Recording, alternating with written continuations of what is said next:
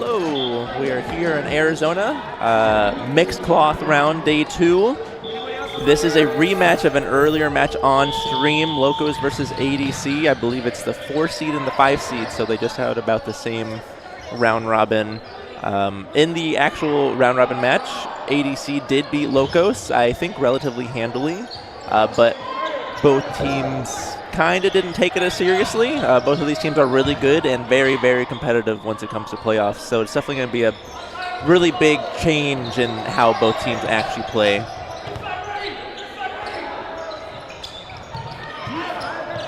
Kind of a botch start. Atlanta wins the rush.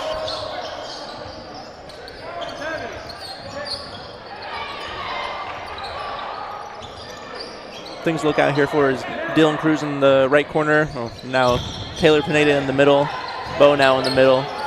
All 3 practice squad players in their respective ball type. Atlanta here also. It's all 3 men, practice squad players in their respective ball type. Aaron gets barely hit on Dylan's throw. Shota is countered by Taylor. Does not try to get out of the way. Knows that he should do better. Really good start here for Locos. Got the 2 priority targets out quickly. Great throw by Bo Tillman. That was pretty big for Atlanta. They got Dylan Cruz out. He tried to go for the rebound to catch the ball, which not advised, but understandable why he wanted to do it.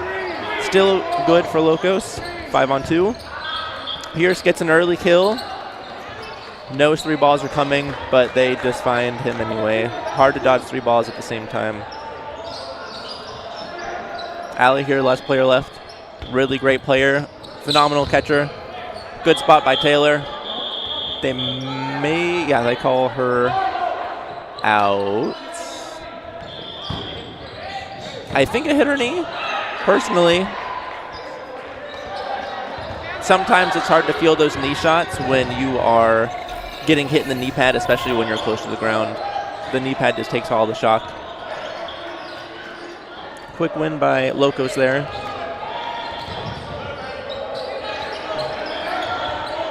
I think both teams are still kind of... Really? It may have bounced, but the refs do call her out, and it was close enough. You know, you got to respect the ref decision. I think both teams aren't really fully in their playoff mode yet, as this is the first playoff match. So I think as the game goes on, it'll get more and more intense.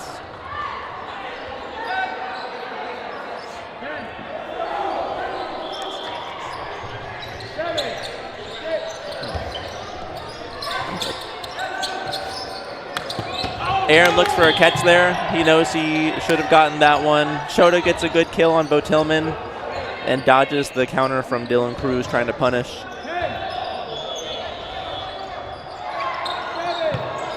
Ashley with a good throw. Just a miss. Ladies on both these teams are very, very good. Mix is so important to have ladies who are able to do what they need to do.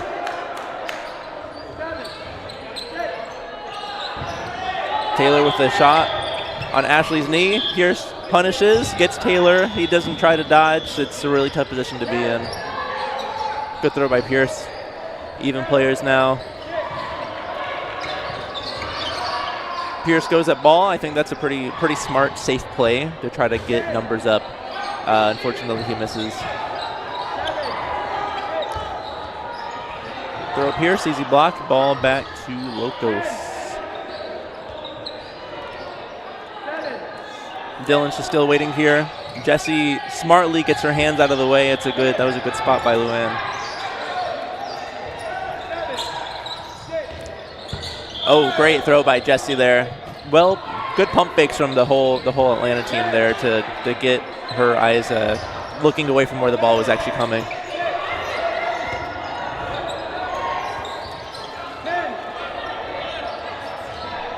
Still about a minute left in this game. Atlanta's the ladies inside are really gonna try to make sure to stay alive on this one for Atlanta. I think they're going to continue to throw from Ali or Pierce. Shota's just going to try to hold Dylan. Shota's out. Great throw by Ali Pole there to get Shota. That was really good. Great throw by Pierce. Atlanta going to go for the double on Lou. Great kill by Jesse. Dylan Cruz down 1-on-3. 30 seconds left. Atlanta is just going to try to dodge, and Ali does not. Ali is a great catcher. Dylan put it in a good spot, but she needed to try to dodge that with the time left. With this format, once you get up 2 players, 30 seconds left, just don't get hit and you win.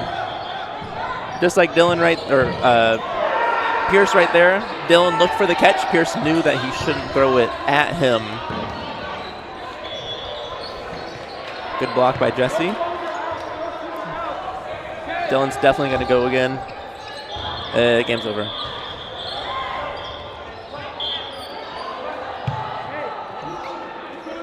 Looks like there's a sort of clock malfunction here. I believe they did not call down the time and the game is over.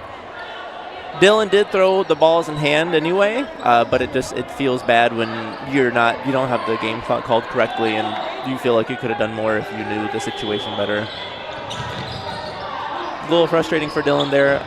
It was going to be tough for him to win, a potential tie, but 2-2. That was a really nice back and forth game there. Both Atlanta and Locos had really good moments.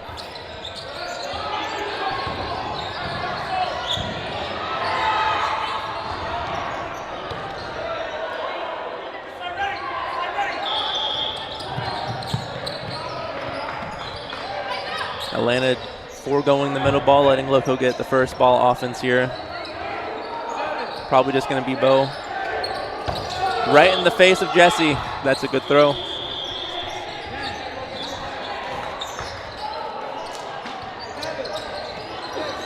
Ashley was a good spot on Bo, just a miss. Good dodge from Bo.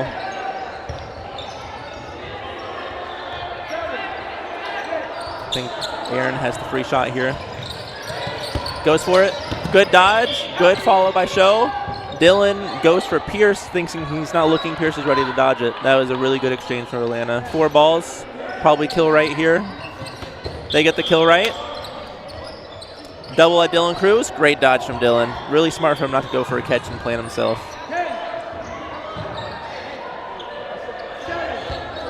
4 balls. Double at Shota. Shota goes for the catch on the first one. Aaron is also out. Luann had a really great shot. Aaron was not paying attention. Tie ball game just like that. Well played from Locos.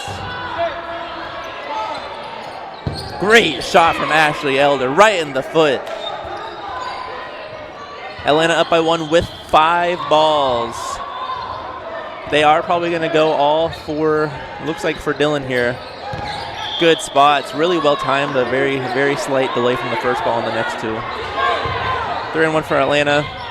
Pierce is going to make sure he does not get the play 2 call. Just kills the ball. They're probably just going to try to bleed the clock out the rest of the time.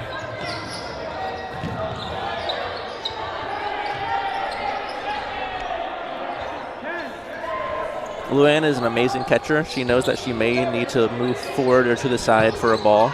So she'll try to do like a pre-move to kind of predict where they're actually going to throw to try to get a catch. Good block from Brianna. Great low spot. You saw that Lou tried to slightly move up into the court when she threw that. Smart not to go for the catch there. Pierce is going to burn the ball.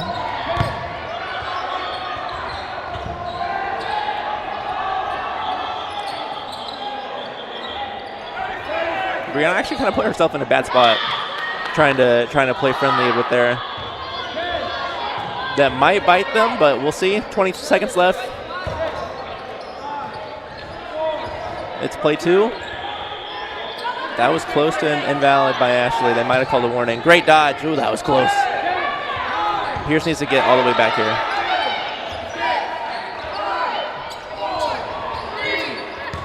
Oh, Ashley catches it.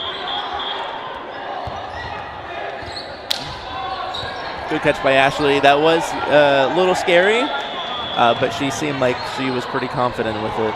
Confidence is a lot in the sport of dodgeball. 4-2 ADC. A lot of great back and forth again in that game. Atlanta got a really good lead early, and Locos really came back, make it a close game in the end.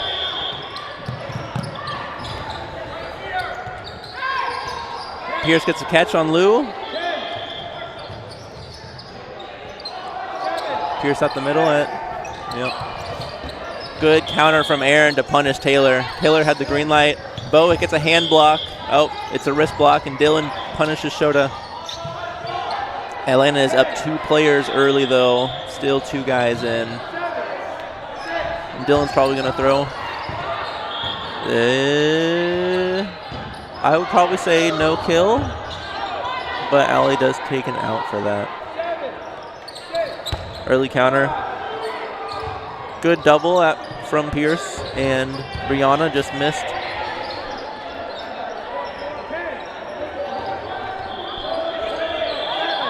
We're going to double. Triple. Aaron. I think Aaron just showed his hand a little bit early there. I mean, I know it's hard when 3 balls are coming at you, and they did stagger it well, but he just kind of didn't try to show to make them throw separately. Still, it's a play 2. Double. Good throw from Ashley. They really kind of misread what they should be doing there. Dylan feels confident to go, which Pierce gets another kill. 2-on-1 here. Pierce plus Ashley versus Dylan Cruz. 90 seconds left, so there's a long time in this game, so I think Atlanta will try to go for the kill if it does become available. Dylan hasn't showed to try to drop a ball for a catch, but we all know that is in his arsenal. He switches in front of Ashley because she is the slightly worse thrower. That's exactly what Dylan wants to. He wants Pierce to set up for that. He's such a great blocker from close range, especially with these cloth balls. Hand blocks are safe. Ashley versus Dylan. Good matchup. Ashley showing really hard. Dylan with a dodge. Ashley drops her ball for the catch. Definitely was not expected to do that. That was a really great play to win that game. That was huge. Very well played from Ashley. She is definitely a really big arm, and when she's confident, she's a very good catcher.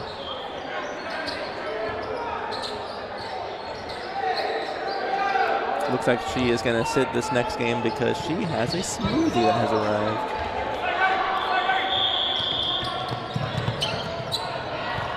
Locos wins the middle ball. Another early shot. Looks like it missed.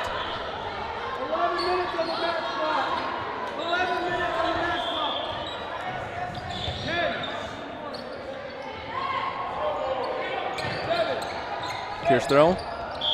You get a good kill in case Locos does get a catch. Shota's going inside. Pierce gets the good block. When they've been doing that opposite, they have been punishing Shota. But that time Dylan throws at Pierce. He's able to get a good block. He was ready for it. Bo Tillman now. Shota reads it, goes for the early. He gets out by a double. Very staggered. He got stuck on the ground. Aaron gets Taylor on the shoulder. He's very excited. Very good spot from Aaron. Second ball's coming in. Atlanta is up 1 player right now. Aaron's going. Good spot. He's just so fast. Bo set himself up. He set himself a little too early on that line. Aaron was very ready for Bo to throw. When he gets that green line, he's fast. Aaron's throwing again here. Probably at 2. Good block. Kill the ball. They're going for a double on Dylan. Well played. Pierce gets a catch. 5-on-1 just like that. Atlanta's really in the groove right now, making big plays when they need to. Probably all 3 here. They might go for a little safer option. Good spot from Pierce, just right in the kneecap.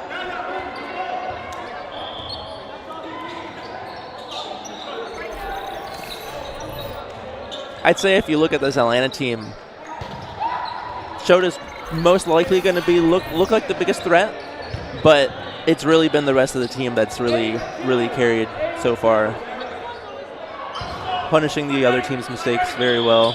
getting some really nice catches, really good kills. Aaron looked for the catch there. Out of range, though. Smart to let it go.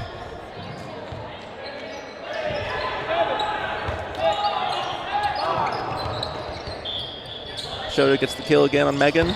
Good block from Pierce. Same exact thing as last time. Pierce goes. Good dodge. Great dodge from Aaron. He's feeling it. He's definitely feeling it.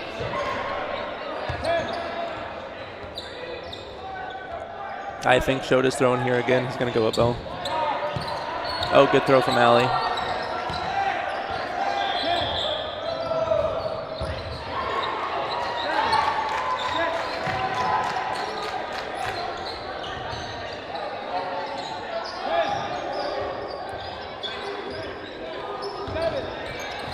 Early counter comes.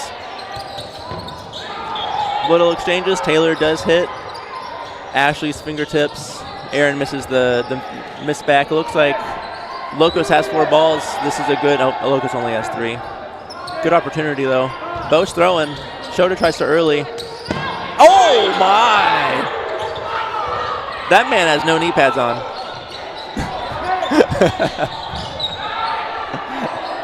Great catch from Aaron though. He's a very, very talented catcher, but that is a hard one. Shota gets a good one. Aaron looks to see if he wants to double, but the ball bounced back. That was smart to not go for it.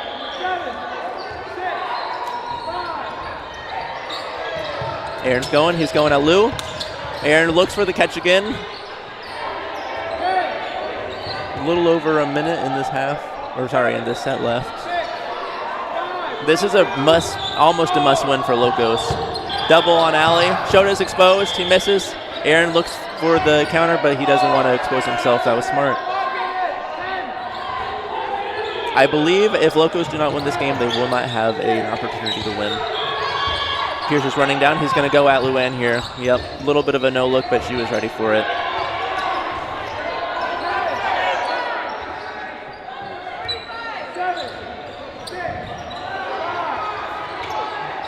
Dylan dirts it.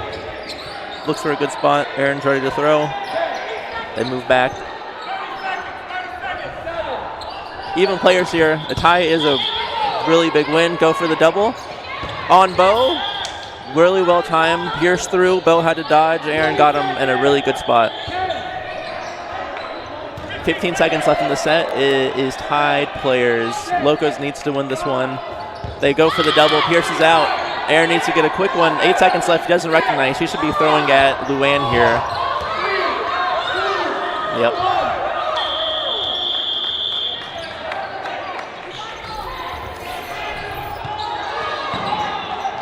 Well played by the Locos to recognize they need the win. They went for the double. They hit it pretty well. Pierce was able to dodge one, but the other one got him. Really clutch play by Locos. 4-8 now. Most likely just going to be 2 sets, and Locos needs to win both. Aaron catches it. I think they're calling catching out. Right play. Great play by Aaron. Go for it, got the kill. Big hit by Ashley. Pops up right into Taylor. He's ready for it. Another little exchange. 4-on-5.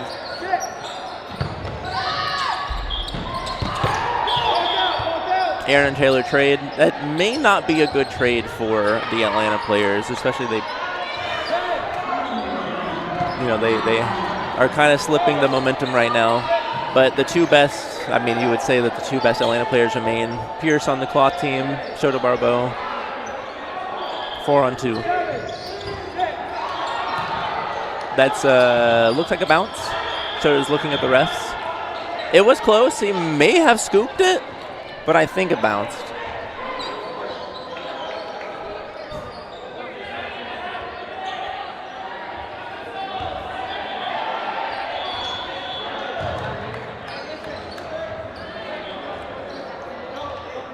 It looks like no catch, no outs. Shota, I think, realized afterward that it wasn't a catch. So he tried to just make sure the refs make the right call. Shota's probably going to go here at Megan again. Oh, great shot on. Ooh, that was well played. Shota showed like he was going to throw there, and Pierce timed his shot very well on Bo.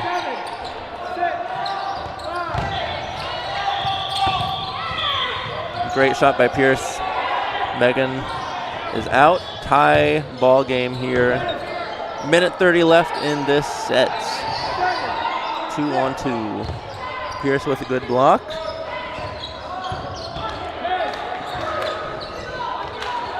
Tight game right here. Must win for Locos. Good dodge. Dropped. Oh, Dylan is out. That's big. Lou is really good in this situation though. Minute left.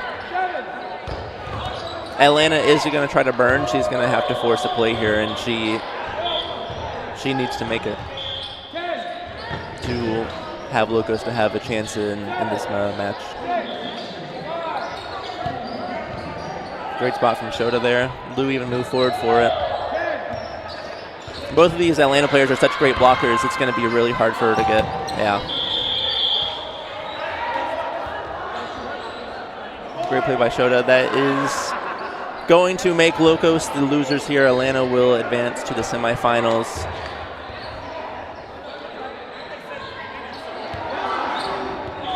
Atlanta seemed like they turned it on quickly. Aaron was feeling it. Ashley had a lot of great kills. Pearson had a lot of great kills, and Shota shining that last one too. Lou gets Brianna with a foot shot.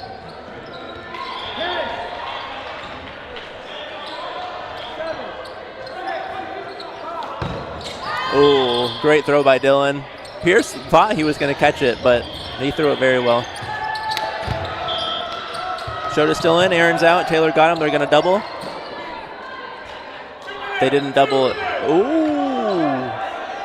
Shota with a good pump fake. It's hard to throw those pump fake those balls like that. Taylor with a kneecap shot on Allie. Shota looks for the catch, and he drops it. That is game. There's going to be one. Most likely it's going to be about 90 seconds. But Locos would need to win that in that time frame before time expires to have a chance to tie the game.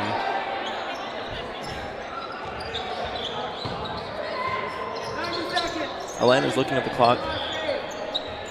1 90-second game.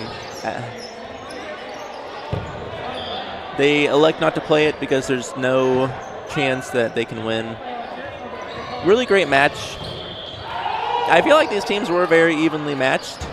Atlanta got the best of them in both series, though.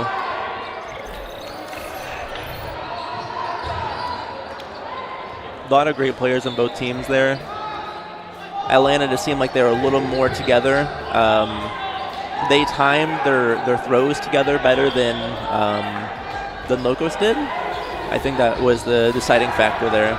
And they got up in a lot of games and made Locos have to force their hand more than they want to. So ADC 10, Loco 6. Atlanta will move on to the semifinals, which will be a 30-minute match. All right, signing off for this one. I'm Chris Wheeler.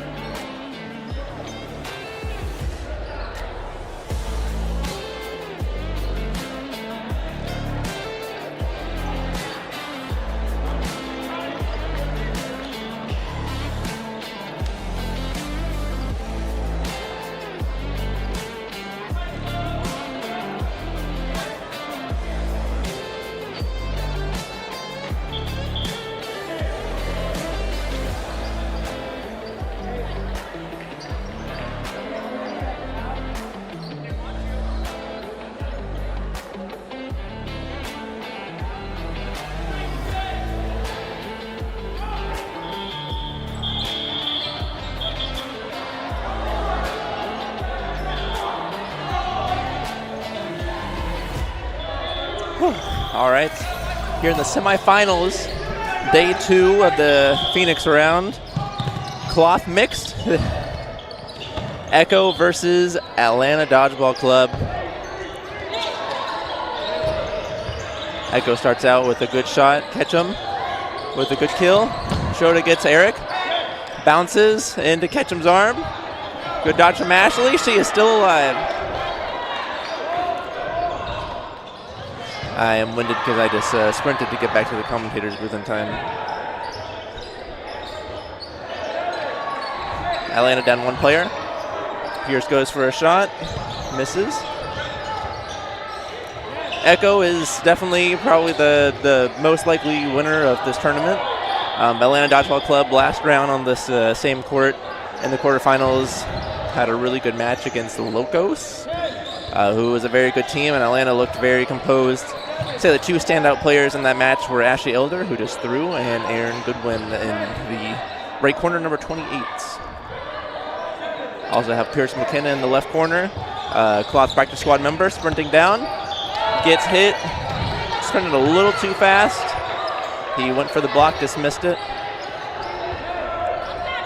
Usually his play is to throw at the lady there, but she stayed really high up and was ready for it. Solid double. Cam Parkey tries to throw early. Also Cloth practice squad member and dodges the 2 balls after that.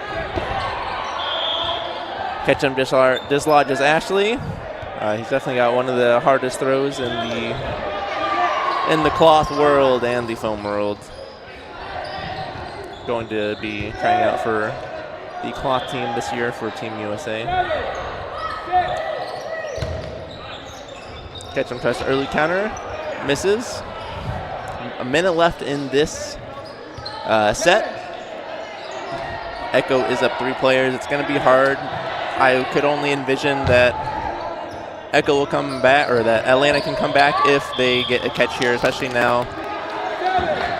Aaron is by himself. Good throw by Aaron. Ketchum was showing some pressure on his side, but truly in these situations, that's the warning. You can't really fold to the pressure of the other player because you need kills.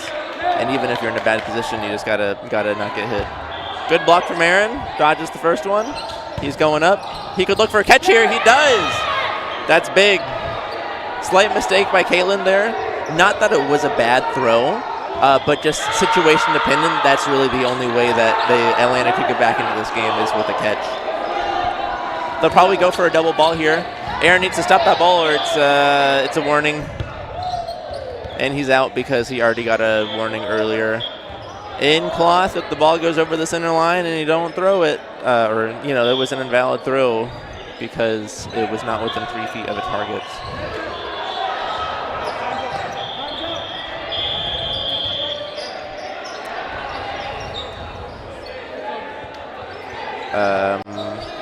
Looks like the game's over.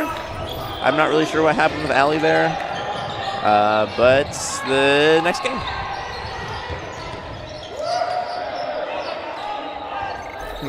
Gripping at this stage, that is the semifinals of the second day. Gripping the cloth balls, these are the newer Baden cloth balls. People don't have as much experience with them either. Thumbs get tired. Some balls feel like they're a little harder to hold than others. That's just kind of what happens. Catch him with a good block. Looks like we're getting a pause here. I think the question, Ketchum's ball was not activated yet, and he blocked with it. I don't know if that is a legal play.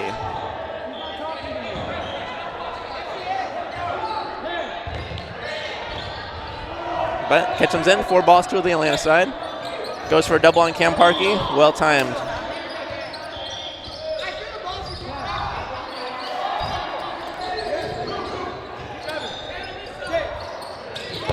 Shota and Eric trade, Aaron and Eric trade. I think Eric didn't want to do that. He just kind of got forced into the situation. Aaron's so fast.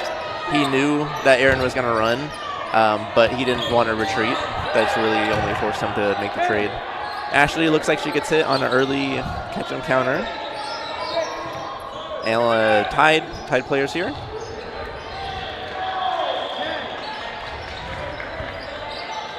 Ketchum's looking to throw. Good dodge from Jesse. Good double. 2 early counters from the Ekko side to try to protect Ketchum, both blocked by Atlanta, and they get the kill. Atlanta's playing the safer strategy here. Shota slips. Ketchum had a little early pump fake at him. Atlanta up 1 player. Ketchum's going again. Shota's trying to trade. He gets the trade. That is very big for Atlanta. That is a really risky play with Ketchum. He's really good at catching those trade balls. But Shota placed it very well. Brianna with a good throw at Caitlin. She's going to go up. 2 throws at different 2 targets. If they knew they were both going to throw, they definitely should have chosen the right target or the same target. Generally for cloth, it's a default to the player with the ball in hand. Play 3 called. All 3 go throw at Caitlin, and she survives. They're going to double ball here. That's Pierce McKenna. They don't. I think that was a miscommunication. 3 balls here for Atlanta. 30 seconds left. Good throw from Jesse.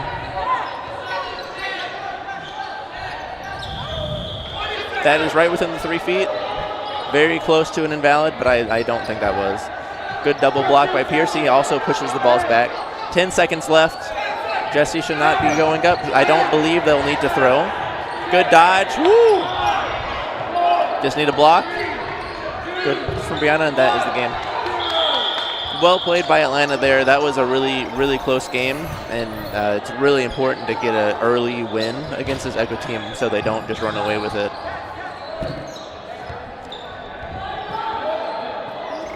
A little friendly discussion in the middle. 2 legends showed up. Barbeau and Andrew Ketchum. Shota's still up and coming, but so popular already and shows so much potential. Really good for the sport.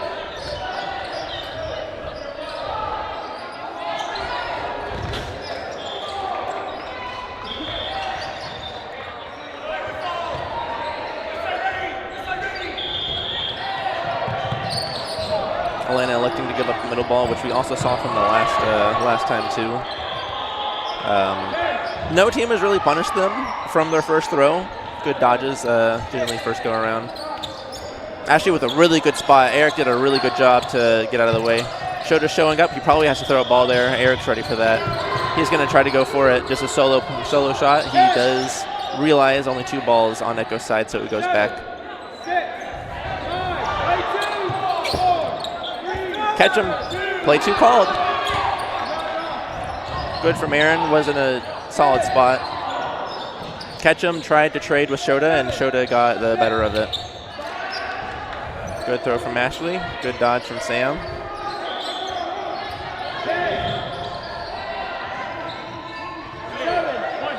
This Ekko team does have so much firepower, and they have so much catching capabilities. And when you do get Ketchum out first, you obviously want to get their best player out. But it is, if a catch happens, it can be so catastrophic. Good throw from Pierce. Good dodge from Sam. Eric wanted to trade with Shota there. Shota lets it happen. Yeah, I don't think he wanted that situation, but he was there, and they both made the best of where they were. Good dodge from Sam. 90 seconds left here. Even players. Another very, very close game. Good throw from Aaron. A little jumper. It's so hard to do those throws even in foam, and Aaron is able to do it in cloth.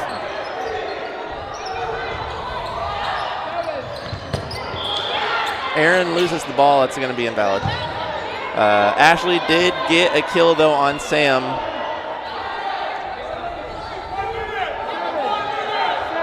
Atlanta still up by 1. Great throw from Pierce right on Cam's foot. If he doesn't, I think, yeah, he's out. Cam's upset. He believes Ashley got hit. I'm not really sure. I'm not really sure what he's talking about.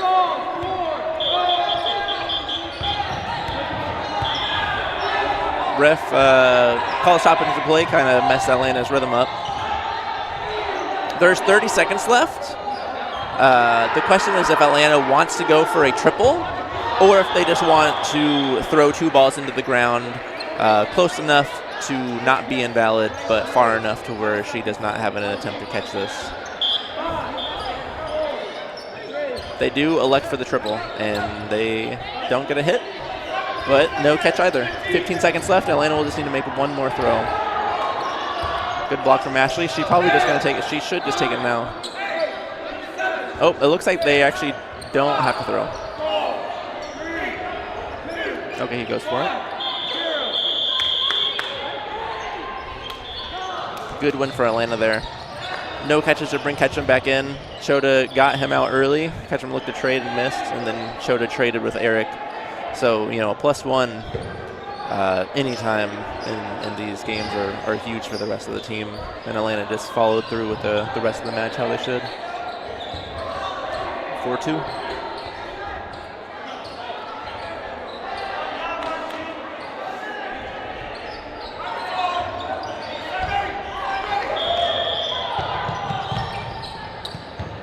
Ekko's going up.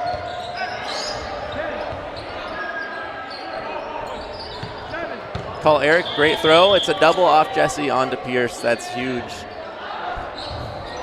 Good throw from Eric. Another cloth practice squad member.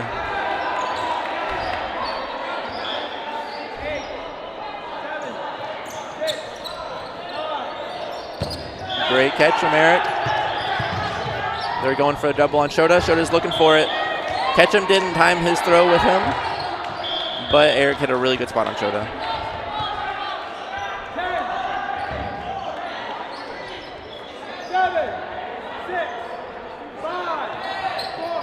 Oh, Aaron looked for the catch there. That was actually a smart decision considering the situation. Make the game in fast. Or get a catch.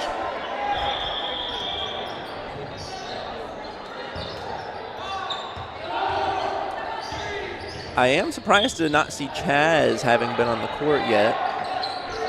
Team USA cloth player. Amazing arm. Good dodging. But this Hex team is very stacked. Cam Parkey, most likely going to be a Team USA cloth player. All 3 guys most likely going to be on the Team USA cloth squad for Thailand.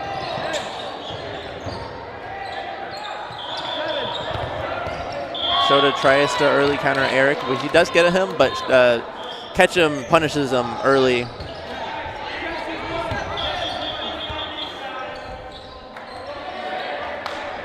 So it is a 1-for-1 trade, but Shota is out. Oh, sorry, Jesse also got hit. So that was a better exchange for Ekko. Good dodge from Ashley. Aaron's running down. Oh, if Pierce hit Ketchum, that would have been huge. He had a good spot. Ketchum almost reached for it.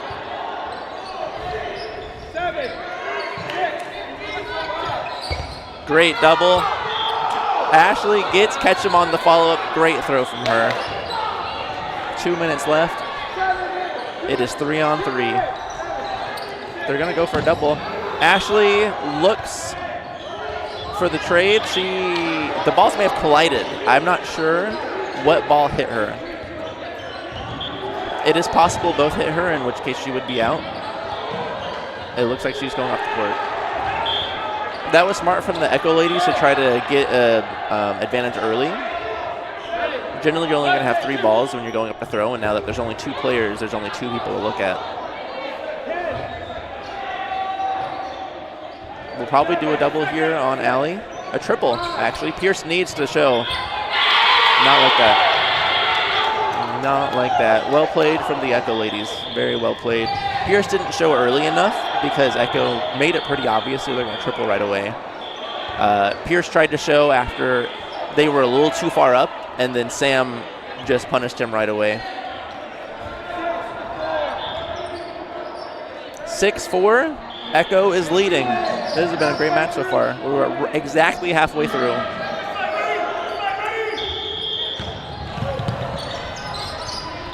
Ketchum's going to go. Brianna's out. Aaron give that ball up early in the middle. Ketchum's going to go. Catch from Ashley Elder. Great catch. Brings Brianna back in, and Ketchum is out. 4 balls. Probably go double Cam Parkey here on the left side. Very well timed. First one made Cam jump. Second one got his foot. Shota catches the ball on accident. Whoops. Look what I found. 6 on 3 just like that. It looked really even at first. Oh, still only 40 seconds gone in this set. Looks like she's out. Life happens fast sometimes.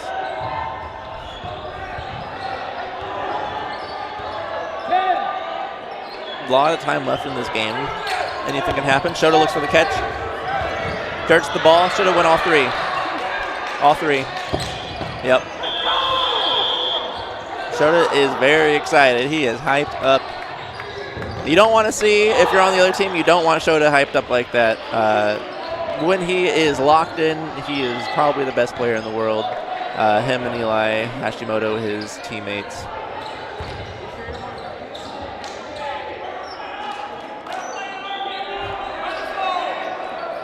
Yesterday, these teams, all of these, I think every player on this court actually made their respective gendered finals yesterday. Oh, Shota wants it. Good spot from Ketchum. He knew not to throw at his chest.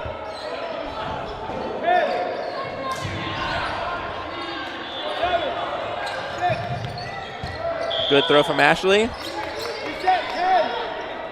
Kate almost had that one. Early counter from Ketchum. Pierce got to take it. He gets Ketchum right in the foot. Great kill. Really big, really smart to spot that ball right underneath Ketchum's catching position.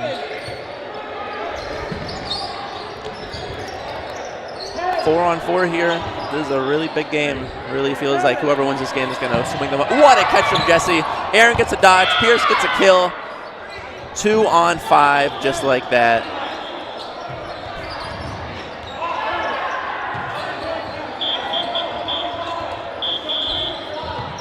There's a bit of a question. Cam Parkey looks like he's upset. I don't really know what happened. Shota tries to go for the early. He does get his foot. He knew that he threw that well. I wasn't sure if it got him. Good honesty by Eric. 4 balls. Caitlin versus 5. All 4 coming. Pierce throws by himself. That is why you do those early counters from Caitlin. She did the right thing to try to get a single. Didn't get punished, or didn't punish the Atlanta players for that. That is one of those things, if you're one of the Atlanta players, you see that early one, even if the call is go right away, you just wait to make sure your team is all together to throw together at them. A little more ref discussion here. Atlanta is up 8-6.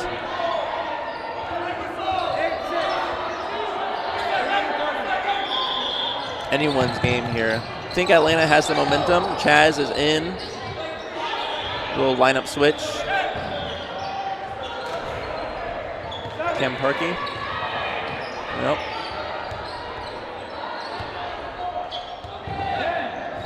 It looks like they're going to call Aaron to throw. Ashley throws, gets Sam. Really nice. She's been very consistent out of the middle. Good throw from Chaz. Gets Jesse. Aaron shouldn't be out for that, but he does get called for an invalid. But I don't think he should be called for the invalid. It didn't go past the neutral zone or the middle line.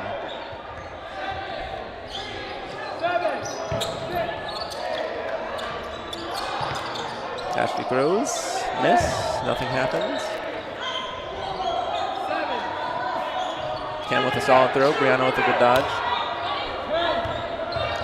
I think they're probably going to, keep they're down 1 player. Not doing anything too fancy. Shota accidentally slips. I wonder if it's one ball that keeps slipping, because that's like the 3rd or 4th time in this match where a ball has kind of fallen out of someone's hands. Pierce gets tripled. Tries to early counter, but they were ready for that. Just immediate Definitely Ekko's found their groove in this one. Easy catch. That ball looked like it came out slightly poorly. Ashley is out. Tie ball game. Yeah, I did say Atlanta had the momentum. They had 2 invalid throws to get 2 kills. After that, it just kind of spiraled.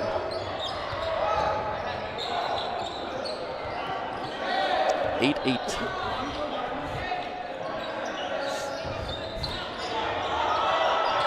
It is the tail end of the second day, so it makes sense if the balls are going to slip a little bit more. Oh, great catch from Jessie. She's had some nasty catches. Shota tried to take Chaz's head off. They're going again. Great follow by Aaron. Let Shota do the work to make Chaz move. Aaron had a great spot on his knees. Up 2, Atlanta is. Oh, Shota's taking it. Yep, goes for the trade. Oh, I think he might have just cramped. Yeah. Shota thankfully walks off the court. Shota was so ready. It didn't matter who was in the other corner. He was said, I'm going to kill I'm going to kill Cam Parkey.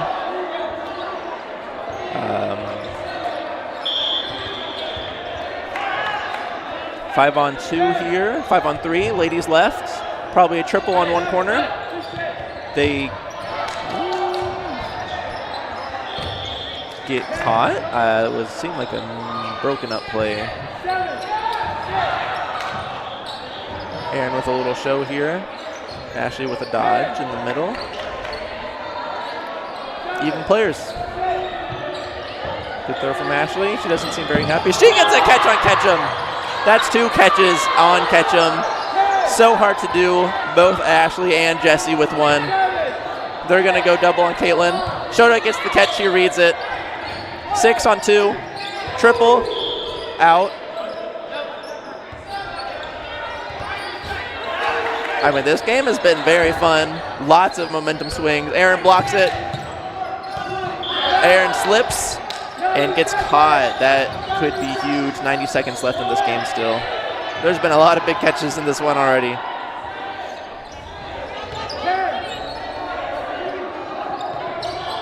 Shota gets Chaz. Refs are going to look at it. That's a great throw from Shota. He's going to be able to grab those balls too. Ends the game. Sam says, I don't know what I'm supposed to do. He threw at me. That's a really tough position to be in.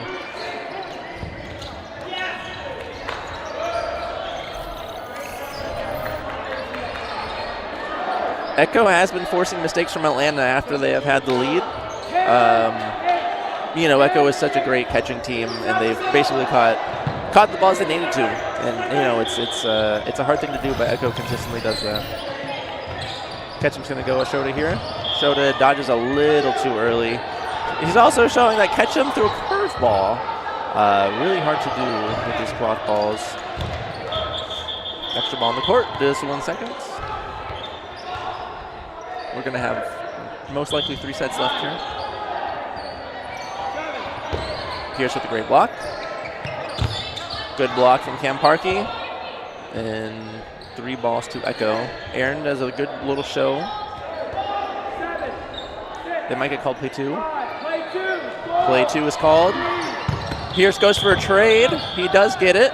Aaron also trades with Chaz. And Pierce is actually alive still.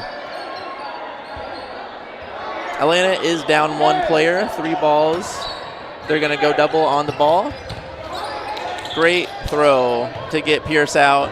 Really good recognition.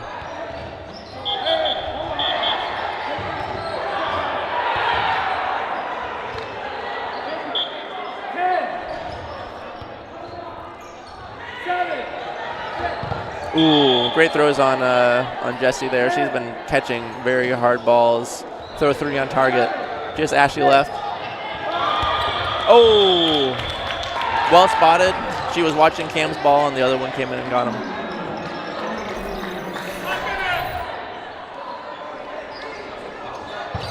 Nice work from Grace there that game.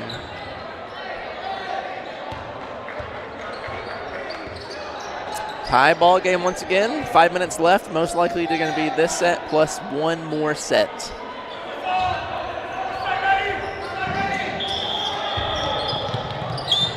Oh, a little fake by Allie to try to grab the middle ball. Ekko with 3 balls here. Good show from Aaron. I think they kind of messed up the middle throw a little bit. Ashley with a miss. Ekko back to the front. Shota gets Cam Parkey. Ketchum punishes Shota right away. Pierce is going to the right corner. 3 balls. Jesse calls the play. Good spot.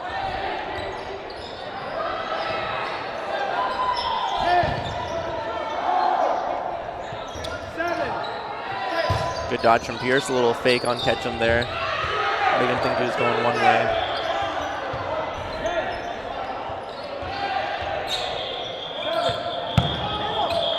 Pierce goes for the counter on Ketchum and misses.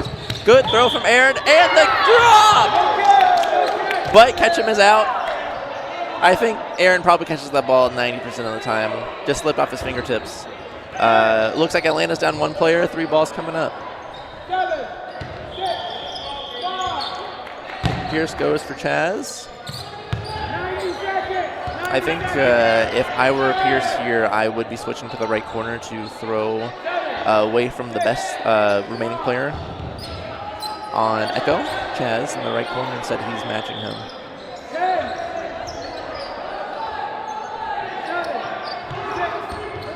Block. Looks like it bounced down before it hit Allie. Refs get together here. One ref saying kill, one ref is saying safe.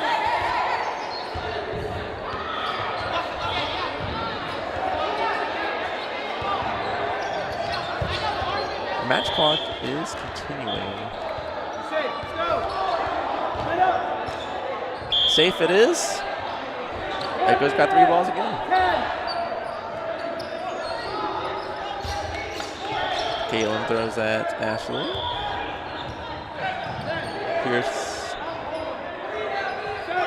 3 balls for Atlanta. Good throw from Ashley. Good dodge by Sam. Really good spot. Ashley gets corner. Ball on the court. Ball's off the court.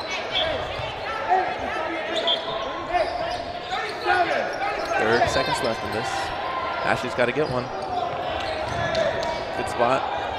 Looks like they're really relying on Ashley. They're going to need to make a double play call here.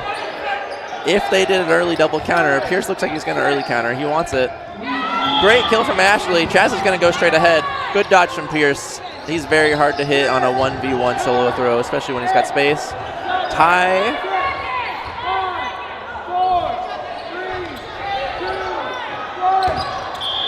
Doesn't count. Everyone's safe. Tie, tie, tie. It looks like we will have one 90-second game to decide this match. Definitely been a really exciting match. Honestly, could go either way. Both of the ladies on both teams have made some amazing catches that have really swung the momentum in both teams' favors.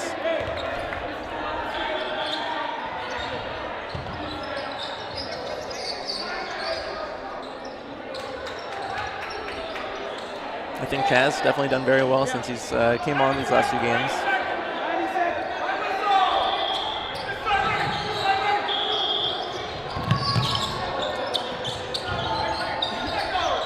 It looks like they're shying everyone away from Ketchum here. That's smart because he has been thrown off the beginning.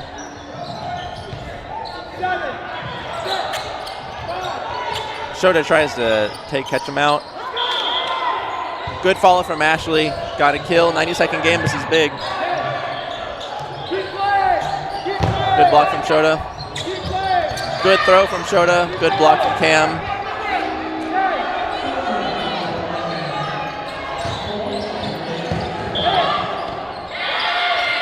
Chaz gets Aaron. Ketchum gets Shota. They both went for catches, trying to make the big play in the big moment, but sometimes you just got to get out of the way. Only down 1 player still, either player or either team's game.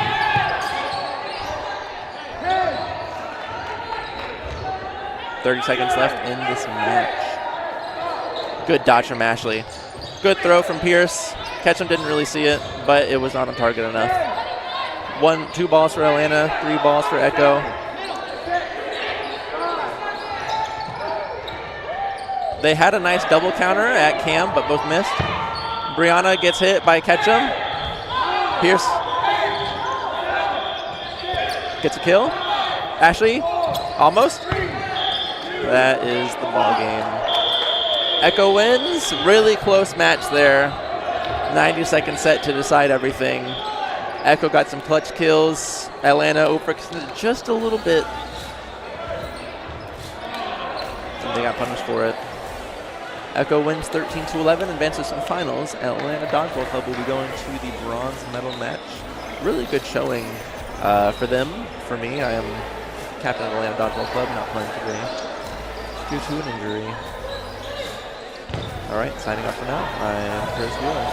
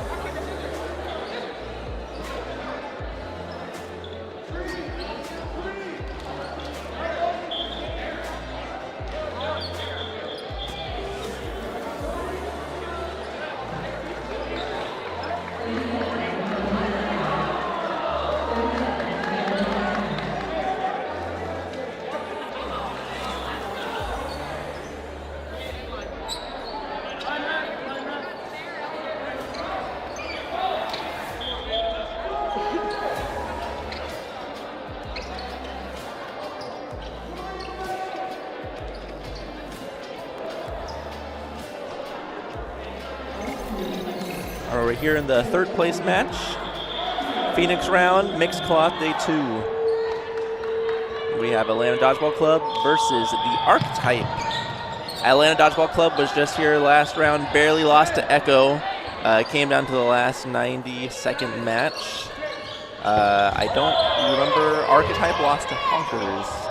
So they'll be meeting in the finals after this one. Archetype's got a Brandon Cook in the middle, just through, got Ashley Elder out. He was a former USA Cloth player. Harley, how do you spell his name? Nurheen, he's a great thrower. Shota goes for an early counter, Brandon Cook gets it, but that is Gage Young gets the counter on Shota, well spotted. Harley with an invalid warning here. That ball slipped a little bit. We're seeing that somewhere already. Atlanta's down 1 player, 3 balls. Miss from Brianna.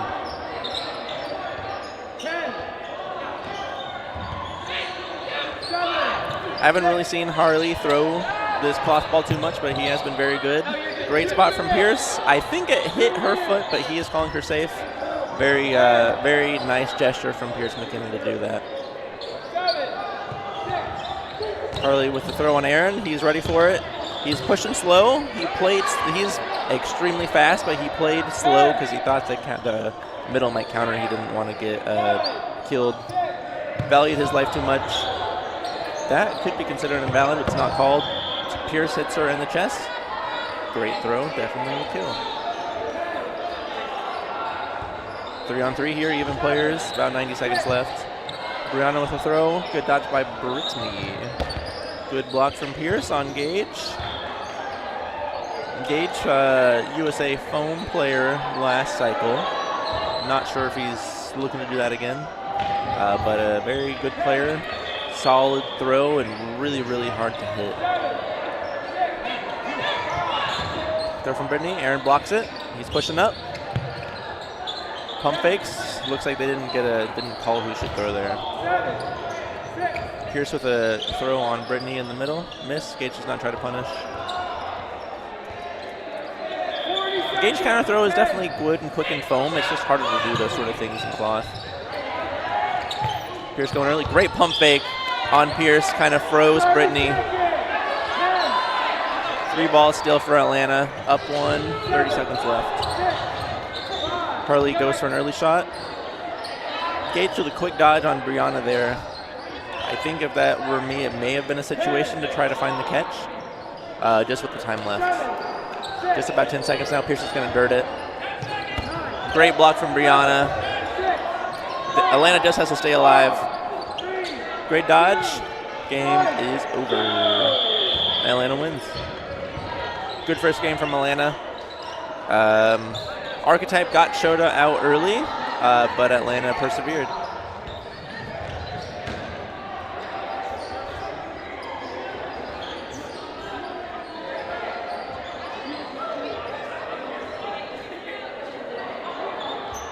Two-zero.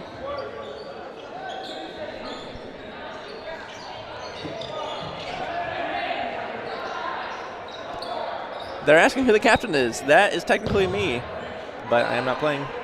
Shota is designated second captain. I believe they're making sure they know that only the captains can talk to the referees, about play balls, what's invalid. Any other chirp from any of the players results in a blue card and they are out. Cloth is already hard to referee. So just to make it very clear, to not chirp too much. Good throw from Brandon Cook. Aaron tries to trade with, that is Spencer Ellis. 3 balls for Archetype. They're playing fast. Shota gets a kill on Brandon Cook, dodges the counter. Ashley also survives. 4 balls for Atlanta here. Probably going to double middle. They do go for Gage. Gets the catch on Shota. Gage is very excited about that one. That's a big play.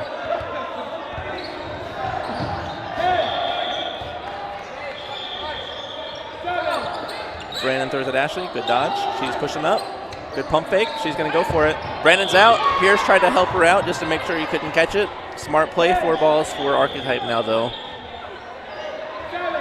They're going to probably triple to the right. Pierce did very well to time the first shot to get the other ball to come at a different time. Archetype is going to sit back here with 3 balls. Their throw again. Solo.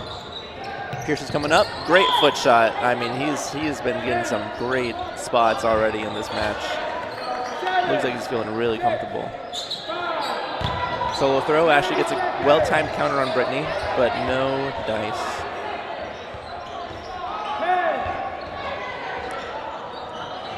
A little under 90 seconds left.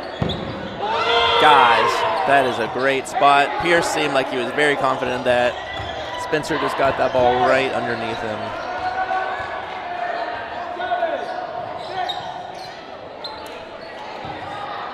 All right, we have Michael White joining us, I believe. Hey, how you doing?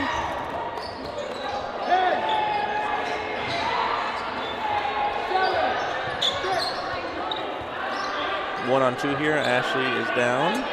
45 seconds left. Great player.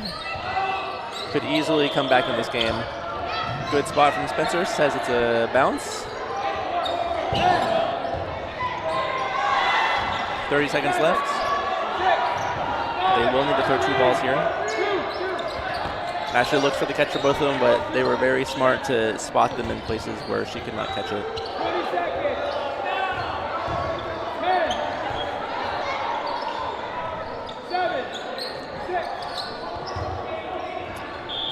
Right about 10 seconds left. They call Ashley out.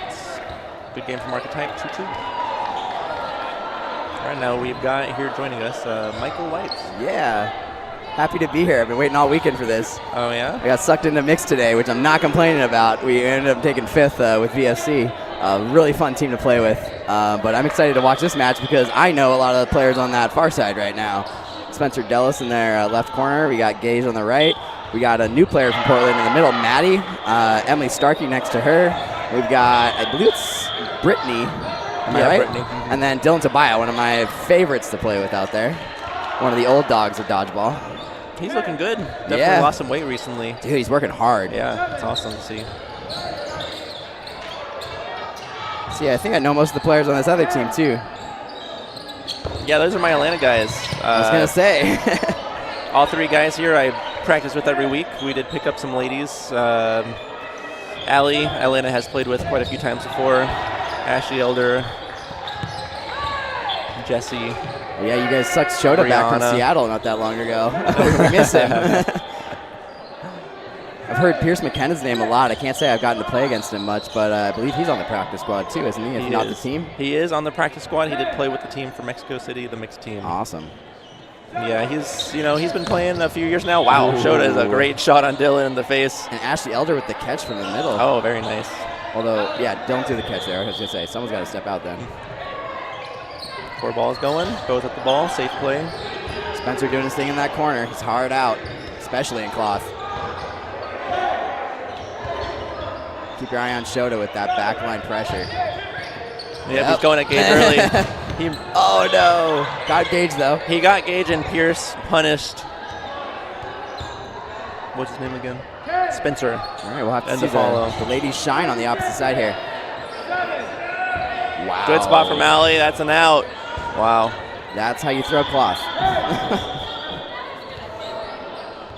A little less than 90 seconds here. Atlanta is up 5-2. It's going to be tough for these ladies to get back in it. They definitely will need to make a play. Atlanta probably just going to be looking to dirt the ball the rest of this game. Ooh, I like the counter pressure there from Emily. A little disappointed she's actually on that side. She has a great right side no look. If she's mindful, she might switch with Maddie, but she knows Maddie's a newer player, so she may be accommodating for her teammate. Yeah! Oh, great catch. That's the Starkey we know and love. Little ill-advised from Ashley considering the situation, but, you know, it happens fast. She probably thought the other player overextended. So now we're fighting for one more out to tie this up. Does bring Dylan back in.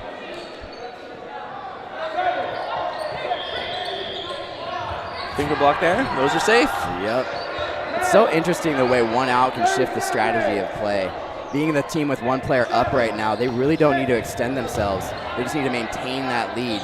But, 1 minute can feel like an eternity when you're doing that.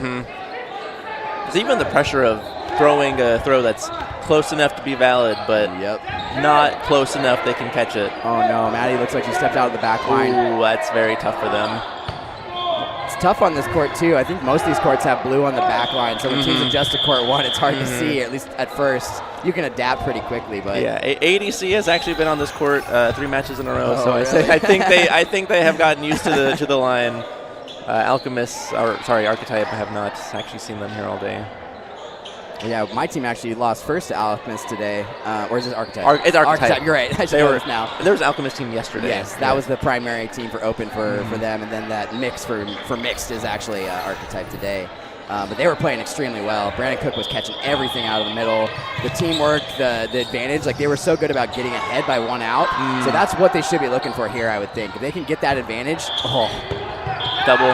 There you go. They have it now. They have the advantage, and they have 4 balls. Now they just have to control the pace.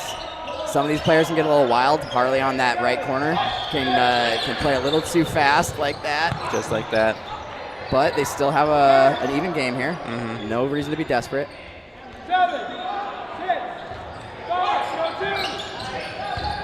2. Oh, great follow there. Balls collide, nobody's out. That was fun. Great recognition from Brittany there. I had to play an R match, and she actually got me out. She beat me to the punch. She's unafraid in that moment. She just knows exactly what she wants to do, and she's capitalizing on it.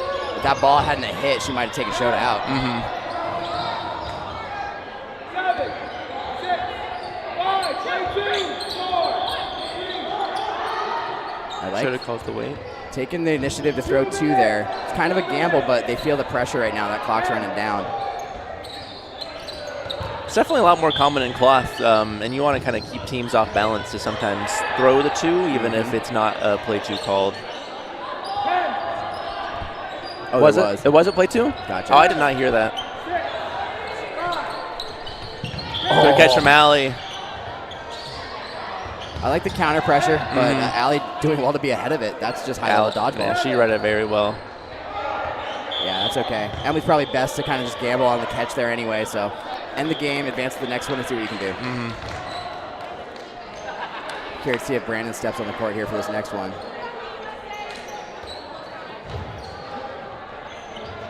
I know he's nursing a sore hip, but it looks like he's in. Said he was feeling better today. He was trying to take it easy yesterday because his hip flexors are tough to deal with when you're playing because there's a lot of movement in your hip when you're playing dodgeball. Oh, definitely.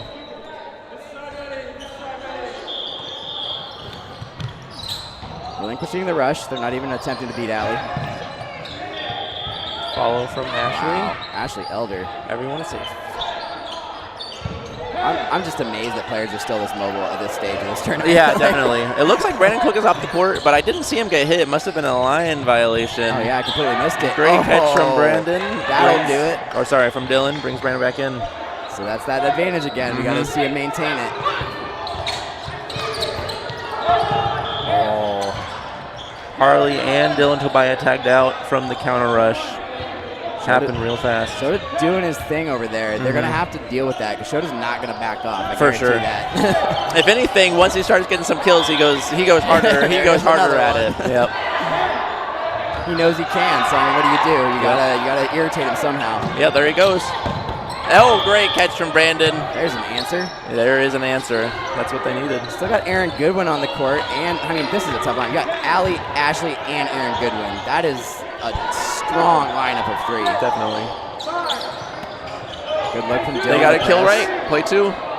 Good dodge from Brandon. Beautiful movement. Very smart to not just sit for the catch. People may not realize, but Brandon Cook may be in the best shape of his life right now, and his mobility is proving it. Yeah. Let's go, Great catch. Maddie. She looked very excited about that one. Now they got to control it. They're up 2. There's no reason to rush this. They got to play defense, though. Seconds left. Still a lot of time here for anything to happen. I'm curious to see what Aaron Goodwin can do. Hey. Goes for a double. Great teamwork. Great time throw. Not quite sure what happened there. Maybe a ball came on the court. Don't count Allie out, though. Down 4. Ooh, well placed. 1 minute left. Choosing to throw at Harley there. Harley's notorious for getting low and catching those balls, but she placed that perfectly. Ooh. Dangerous from Brandon there. Sally is an amazing catcher. Well timed. Yeah, great posture there from Allie. She gave herself a chance. That's all you can really do in that scenario. 1 in the face, 1 in the knees. Got her hands up, though, too. Yeah, you can't underestimate how valuable it is to get 2 hands on the ball with cloth, because catching it with 1 hand is nearly impossible. Catching off your body is even kind of a risk because it can ricochet so well. So, like, getting that hand contact is a great way of actually securing the ball in the long run. Even then, like, she postured low and back, so if she missed it, it was going to go up. Like, that's just incredibly intelligent posturing, in my opinion. Jessie gets herself out on the middle line. Shota gets his revenge on Brandon. He gives the thumbs up. Good posturing there from Brandon, too, though. Yep, definitely. Can't underestimate him. That's kind of a dangerous throw for Shota to take. He's a great catcher. Got it. Yep. Yep. Good throw. Aaron gets the catch. Wow. Yeah, got control. Yep. Good attempt there from Harley. He's got a wicked arm, but you know, especially at this stage of the tournament, throwing a ball high like that, you might not have quite enough pepper on it to get it to rebound the way you want to. Definitely. That one was good on Aaron. Same thing. Got his hands on it. Got it close enough to his body. Was able to reel that in. Ooh, Hand shot. Maddie. And she's safe off the return, too. I love mixed dodgeball. It's so fun to watch. It is. It's been a lot of fun today, definitely. A lot of back and forth. Play 2 is called. Another good shot from Maddie. 4 balls. Barely missed Ashley Elder there. They are probably going to triple gauge here. Corners first or Ashley first. Shota just, yep. They get the follows too, but Shota just read. Oh. No, not what you want to see. That's a jammed finger. That It looks is like a thumb. jammed finger. Oh, no. There he goes. That's tough to see. They do have a sub, if not 2, so that's good. You don't want to lose gauge. Oh! Shota just wanted the hug. He's just like, get away, let me give a hug. Ashley with the catch game is over. Good attempt from Allie to play that quick, or sorry, Maddie to play that quickly. Definitely. Yeah, I saw in the moment he didn't react, but as soon as he realized he was out, he went straight to holding it and trying to get it under control. Alfred Kwong trying to take care of him over there.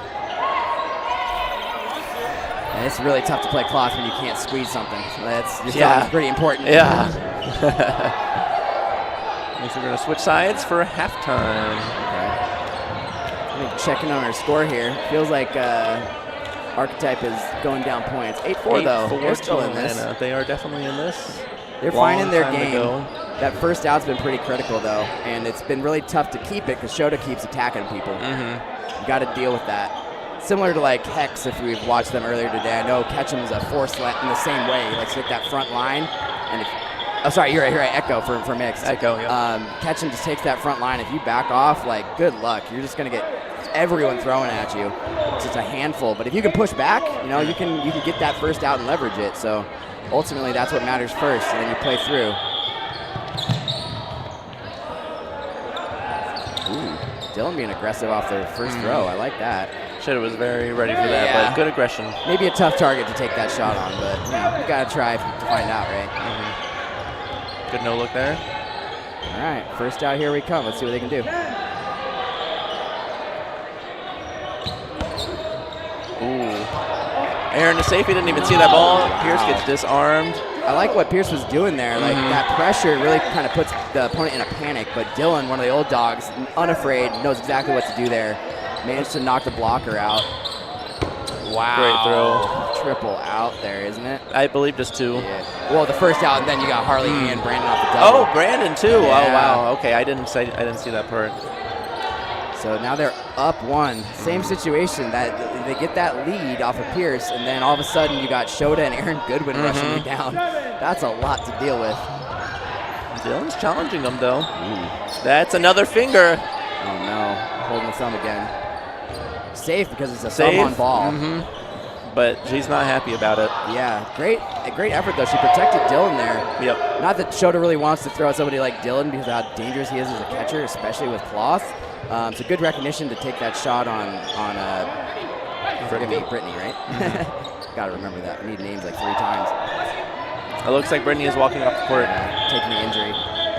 I wonder if it'll be an official injury where they get to sub in a player and she cannot play anymore. Well, yeah, I don't know if they have a sub. Because it has to be a sub, right? It's not the first out in order.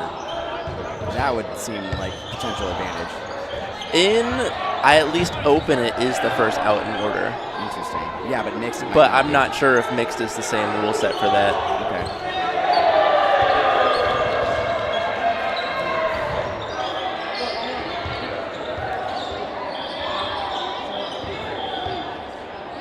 I haven't really seen any jam thumbs in the main court today.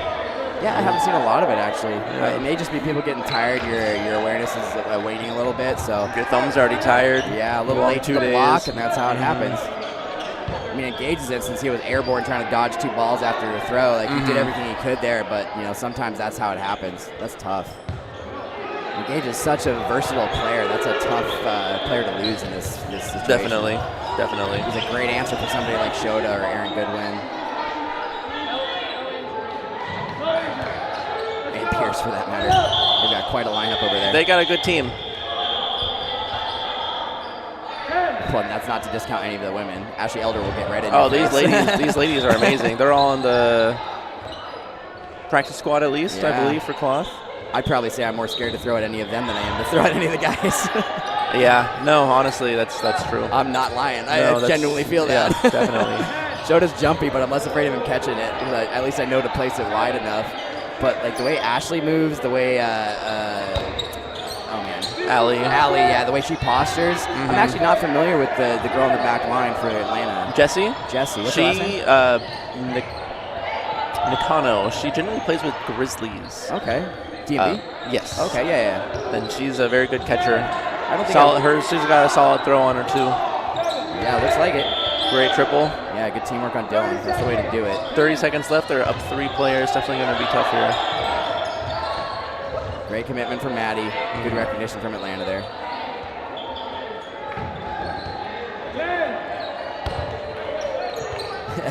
She just she said, "Oh, I didn't get hit." It's definitely a tough situation to be in. Really hard to win or even try to catch there.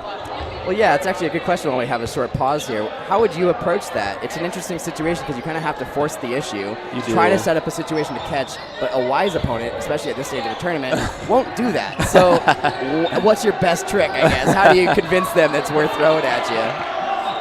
I've seen a tournament before, player fake turns their back and then turns back around when they think the very slow ball is going to come. Just start walking away and count to 3 and then turn and catch. I like that. I mean, but a lot of times in cloth in those situations, you got to take a ball from 15 feet away and you got to hope that you can come down with it. It's not a fun situation to be in. Well, yeah, the fun part about cloth, I'd say, is that ricochet to catch can be utilized, but we're pretty new to the game still in the States, and it's very, hard to remember that can be a tool because we're so used to trying to survive, right? Definitely. But in that situation, you're down, 1-4, 1-5, whatever it is. If you can kind of get someone close enough to you, that might be your best tactic. You can throw a beta ball high on their ball to try to have them block it back to you. Block it because they're trying to survive too. They're not trying to gamble on a catch. Very true. Oh, great follow through from Brianna there. Yep, she's been doing that for a while. Yep, she has. Great double on Dellis. Man, that's a good out too. Spencer's a tough out. So far, he's had trouble staying on the court though. I don't think that was the play call. That might not have been the best target. That's actually another interesting thing is when you have players like Shota or Pierce or someone small like Allie, someone that can just be a pain to hit, when do you target them? Shota in particular is such a dangerous catcher. It's like you want to hit him in that trade space, but that's also where he thrives. So what do you do with him? Right. I feel that a lot when I play, but it's been hilarious for this weekend. I've had people choose to target me intentionally early, and then the opposite, and just avoid throwing at me altogether to the end. And I don't know which is better. It's such a strategic shift as you play the game.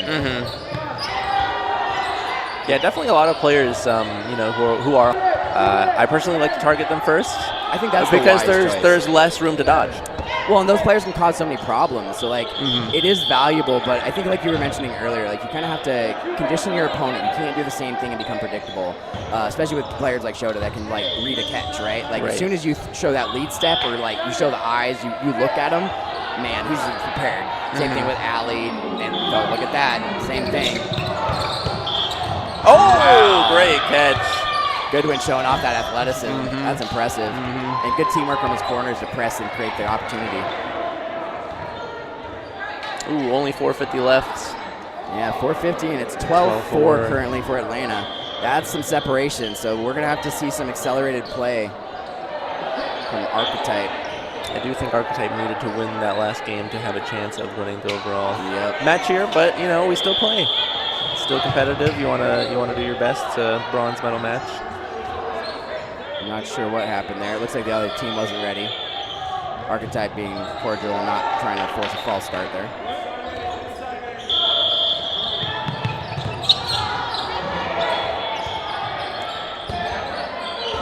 Two balls, so you got to play a little defensive here, but that counter game can create your first out. Or a catch. Ooh, good cover from Kelsey. Great cover. Harley taking the shot because they know they got to get hits, and Kelsey there to protect in the right moment. That's good dodgeball. There you go. Little activity. Good show. There's the help from Harley. Great throw from Dylan. Gets Shota. Dylan's celebrating on the court. He knows how hard it is to get that guy out. Especially he was squared up for the catch. It's not very often that he misses that one. Yep. Great throw from Dylan. Double on ball. Very well placed. That's a good question. Has Shota got any one-handed cloth catches yet? Not. He had a few yesterday where he tipped it off one hand to the catch, but no just solo. Ooh, great spot from Pierce. A little no-look action right to the foot. Good on Kelsey to force the issue, though. Still even game. Keeping her teammates alive. We got a weapon in Brandon and Harley over there. And they can't underestimate Emily. Emily Starkey is one of our best counter throwers in Portland. Really? Yeah, it's easy to sleep on her.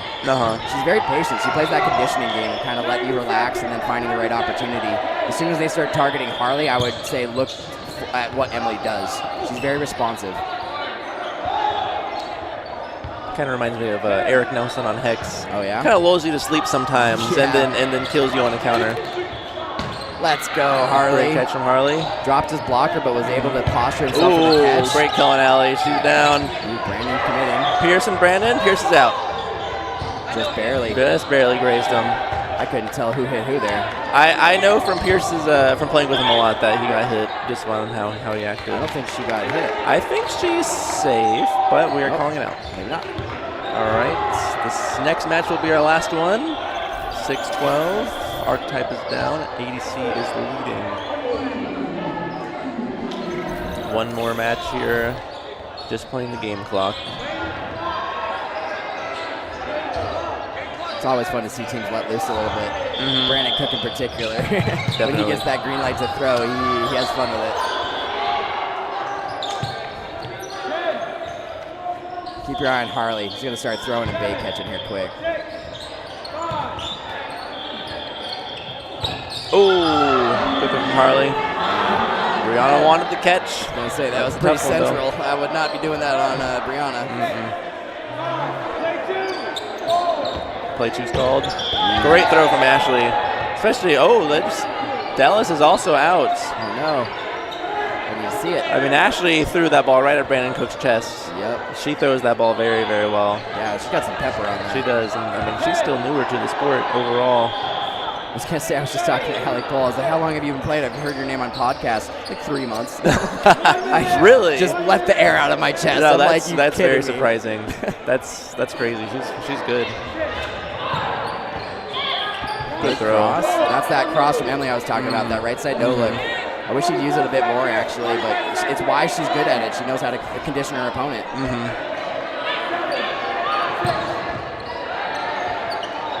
Look at that pressure from the women on the back line.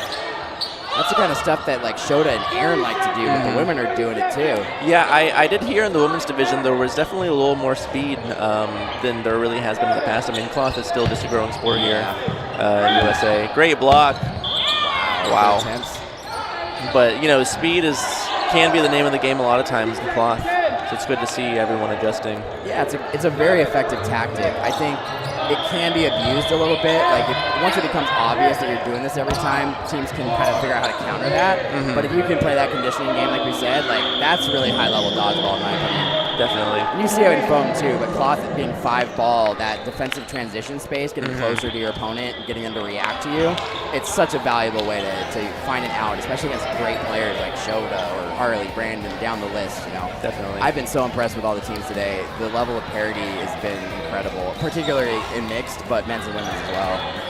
My team made it into the lower bracket yesterday, and we had to fight through the lower bracket. Yeah. I mean, we had a newer team out of Portland, but I was very confident coming into the tournament. I expected to be in the upper bracket, but man, I was just proud to like kind of prove that we were capable of playing by winning the lower bracket. But looking at the upper bracket, you're like, damn. Like, there's a lot of good teams. Yeah. Well, that was fun though. ADC ended up winning third place, 14-6. Yeah, great teamwork too. Good I'll be showing excited from to both see teams. this next match. Yeah, good showing from both teams. Atlanta, barely lost against Hex, and we'll be seeing Hex next on the court in the finals.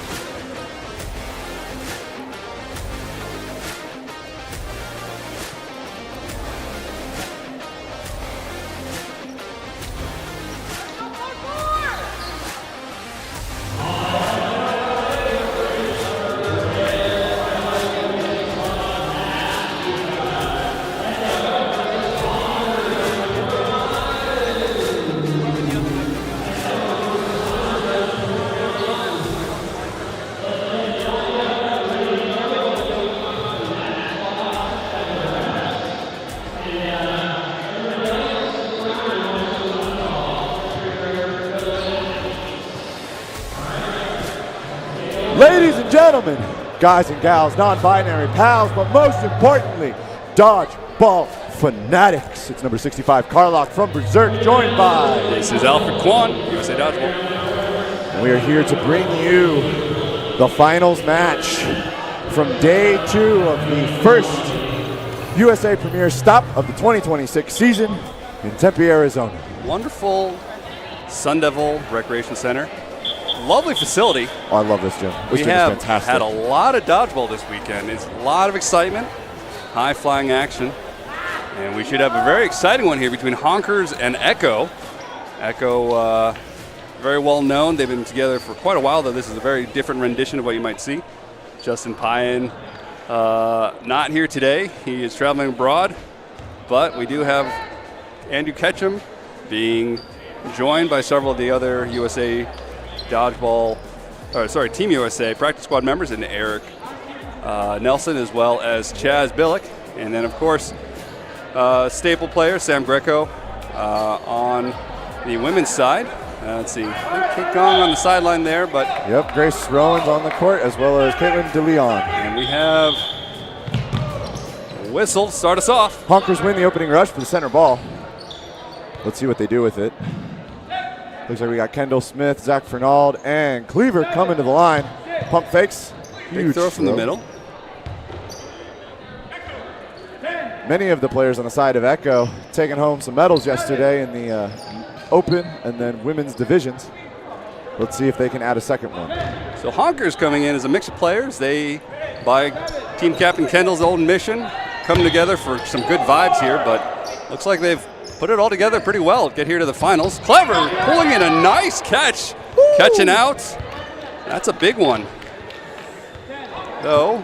I like the quick decision making, quick calling. Both Chaz and Ketchum recognized they had 4 balls, 1 ball on the opponent's side to punish. Went for a double on a high priority target like Cleaver. I mean, Cleaver still proved his value, caught Ketchum out, and it was Chaz's follow-up ball that took the kill. Tied 4-piece here. Oh, big catch. What? Eric Nelson maybe missed the block, but it secured that ball nice and comfortably. My goodness. Oh, but Zach Fernald is going to find the ankles of Eric Nelson, taking him off the court. However, Ekko now up 4 players to 2 over Honker. Zach Fernald and I believe that is Joanna Munoz with their work cut out for him. Chaz with a beautiful block. Munoz looking for a little pre-counter as he's coming up to the line. Oh, Munoz almost pulls that one in. Chaz coming in high and fast. Man, Zach Fernald, no mercy, takes out Sam Greco. Greco was looking for the catch, unable to pull it in. And it is now 3 players on the side of Ekko to 1 on Honker. Zach Fernald out for blood. Fires one at Caitlin DeLeon. She blocks. Chaz fires a response shot, and it is Zach Fernald's burden with 3 balls to throw. And 60 seconds left in this first game.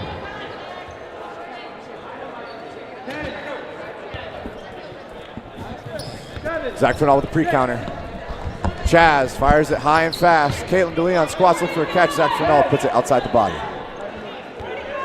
Ooh, this is some good dodgeball. And tagged out on the foot there, going for the trade. Love the commitment from DeLeon. She was like, I'm taking this shot. Ekko's a high-flying team here. They've been able to cruise all the way to the finals here, though they had a close one in the semis against ADC.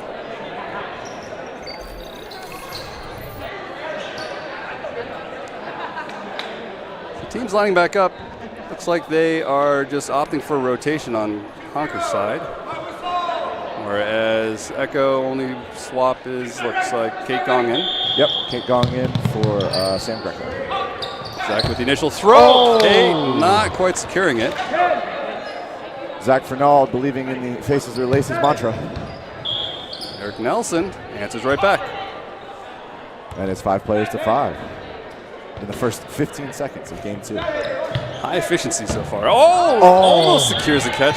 Also doesn't get it though. Yeah. So Ekko down to 4 players. Cleaver put some heat on that one. Zach able to jump out of the way pretty easily. Up and over. Honkers to the line. Moment of calm. Catch him. Follow up by Zach. Catch him believed that he could catch that ball. recognizes the throw by Ketchum. Zach follows up. Honkers up 5-3. Ooh, Zach Fernald is really reading the throw line from Ekko here. He is getting a little itchy with that counter throw, though. Not quite able to. Oh, and a big catch! Kevin pulls it in! That is a big swing because Chaz got Cleaver out, and we are up 4-2, just like that.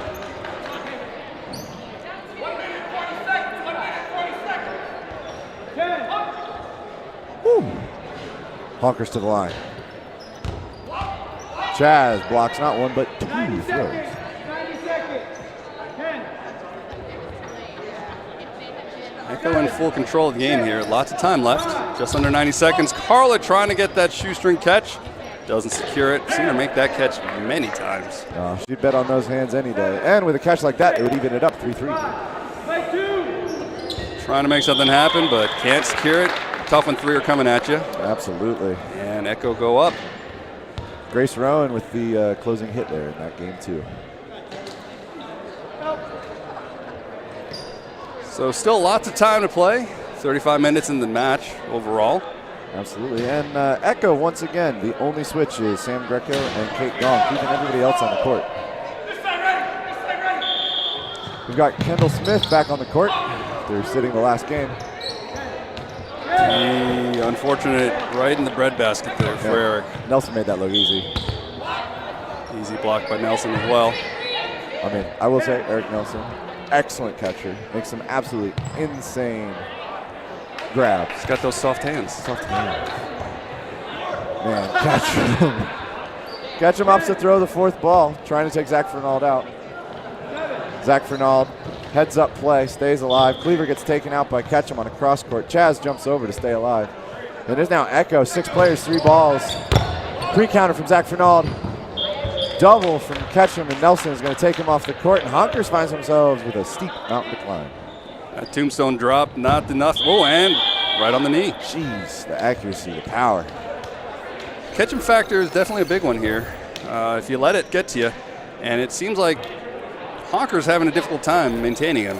They're trying with the pre-throws, they're trying with the counters, but still not quite enough to take him out and take control. Let's see how they respond. Ketchum is on, Ketchum is on. Now Ekko takes a 6-0 lead to start off. Zach Fernald not able to get a good grip for that early initial throw. Oh man, you could see the frustration. He wanted to take a fast shot into the center of this lineup. Cross court, Eric Nelson. Oh, gives up all their balls. Not quite the start you want.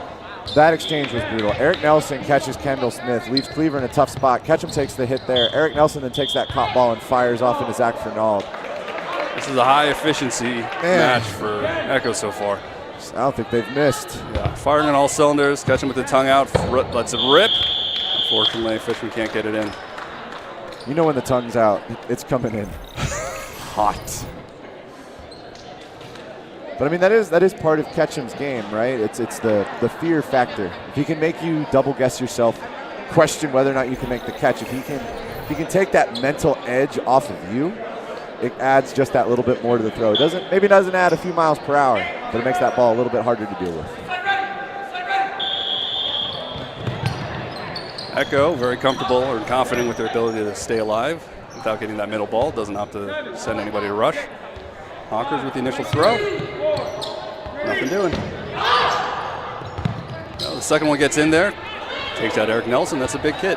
Absolutely. And I think Eric Nelson's probably keeping score here. He's caught Kendall Smith twice, and twice Cleaver's gotten him out.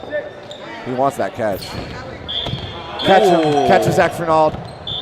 Oh, beautiful play by Fricker. Dodges Ketchum and gets the trade in the neutral zone. Well, he's saying it. Was he saying balls touched? Balls touched, so no live ball. All good. Refs getting a little explanation. Refs are clarifying there was a ball contact in the neutral zone between Fricker and Ketchum, so Ketchum is safe. Ball's died on contact. It's going to be 6 players. And Chaz reeling it in with the one hand. That was graceful. Rebound catch. That was graceful. And a not able to get out of the way of two. Oh, Carlo right off the dome. Takes a second. She says, I'm okay. I'm just taking a moment here. There are two people I do not want to take headshots from. Is Andrew Ketchum and Chaz Billick. So I feel for Carla in this moment. Only fishing by herself. Chaz with the easy block. Ketchum going for the kill. Oh, gorgeous block. That was fantastic. Very nice and technical. Good way of getting her body out of the way, getting the ball out in front. Nice aggressive block. And block it straight down. No chance of it being a pop-up back to the opponent team for a catch.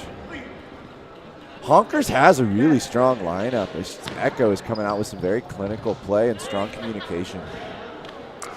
They really have been firing on all cylinders. It's nice that they are very confident with this lineup here.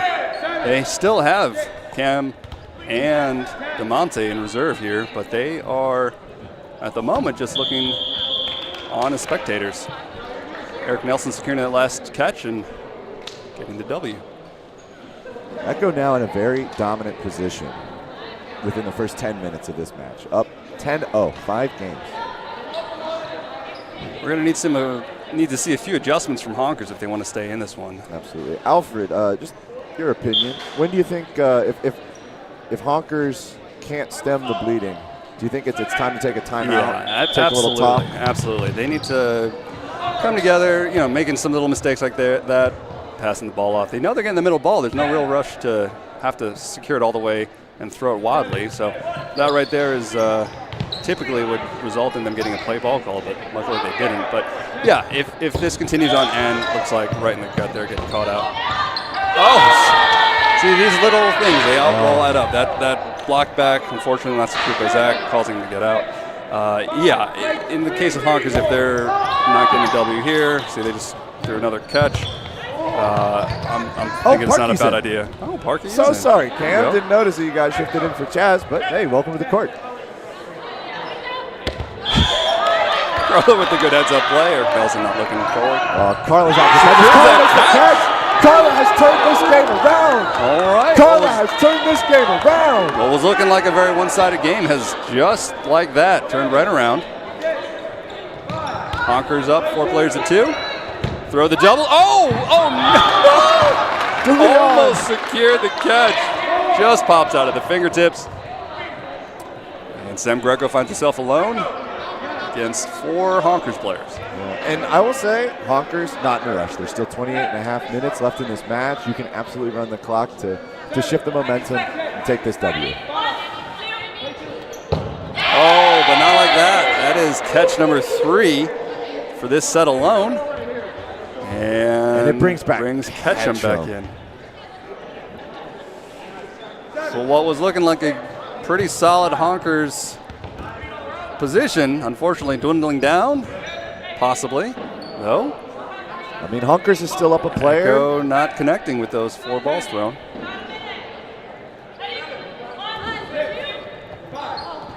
No, catching. It's a catch 3 now. balls on him, but he secures 1 for the catch. Tied 2 apiece. Now Ketchum made the best of a bad situation. And it brought back Eric Nelson. Now it's a 2v2. 7, 6, 5. Nelson going for the trade, but able to get the body out of the way and stays alive. Ekko up 2-1. Happy feet. And they're putting it away. So yeah, like we were saying before, in this case, Honkers, not a bad idea to consider timeout, and Jordan Clever does put that tee up. So Honkers smartly opting for the timeout to get together, talk a little, just, again, like you said, plenty of time left, 27 minutes. The score is pretty significant, but, they don't have to make massive changes. Just getting together, making sure they're communicating, making sure that they're executing correctly together, that they're moving up together, and not being as obvious with their offense. Yeah, I think that's the big thing I'm seeing right now. Ekko is running a very counter-heavy play. They're happy to sit on the back line, hunt for a catch, and the 2 corners, whether it's Ketchum and Chaz or Ketchum and Cam, is happy to run up and get into the fray. Play that sort of game of chicken when it's your 2 balls versus their 2 balls. Whereas Honker seems that they want to play a bit more of a set lineup, which I'm happy to do. You just need to have pump fakes, right? Cleaver's got an absolute cannon of an arm. But the thing is Ketchum's a veteran player. He's been around in the 8.5 days when he'd sit at 15 feet and catch you point blank. So if you're standing at 25, he's going to try and reel that in. That's right. Ekko very confident in their ability to counter, and they are capitalizing on that ability. 100%. So I think just get Cleaver and Zach up at the line pump faking, lose Kendall's accuracy to hit some ankles, and I think they'll start seeing some wins. And backpedal, don't play into Ekko's game. They want you to play into that chaos, because on the backside you've got DeLeon and you've got Greco, you've got Rowan. They're looking for those catches. They're looking for those sort of shadow behind the scenes. They're watching. Eyes up. Hopefully Honkers can pull something together here. Shout out to the Northeast. I do love a good wah-wah.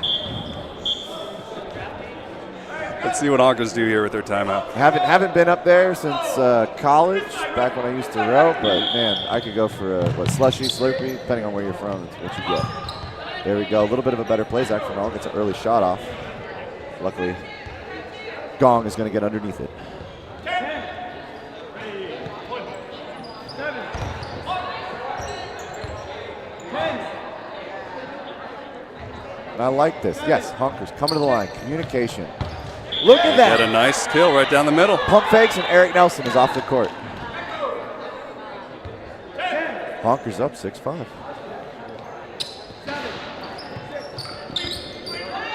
Jack getting a little itchy on that trigger finger.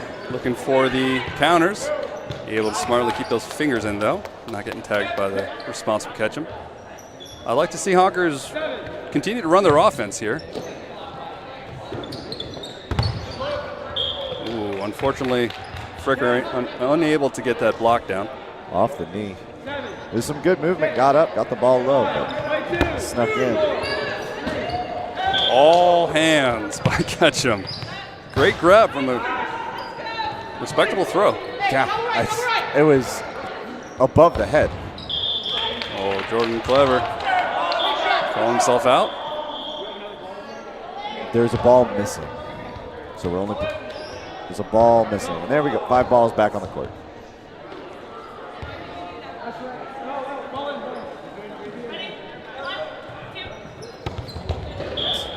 Ketchum not afraid to go for that trade there.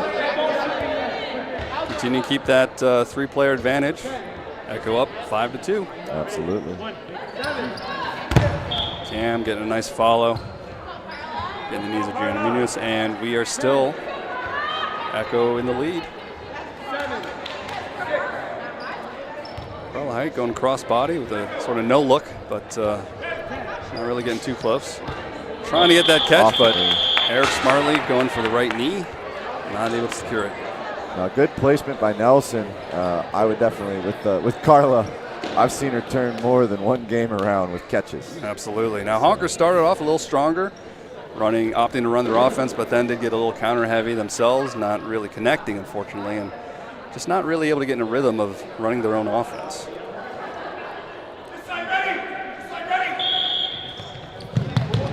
Eric Nelson this time actually opting to run for the middle ball.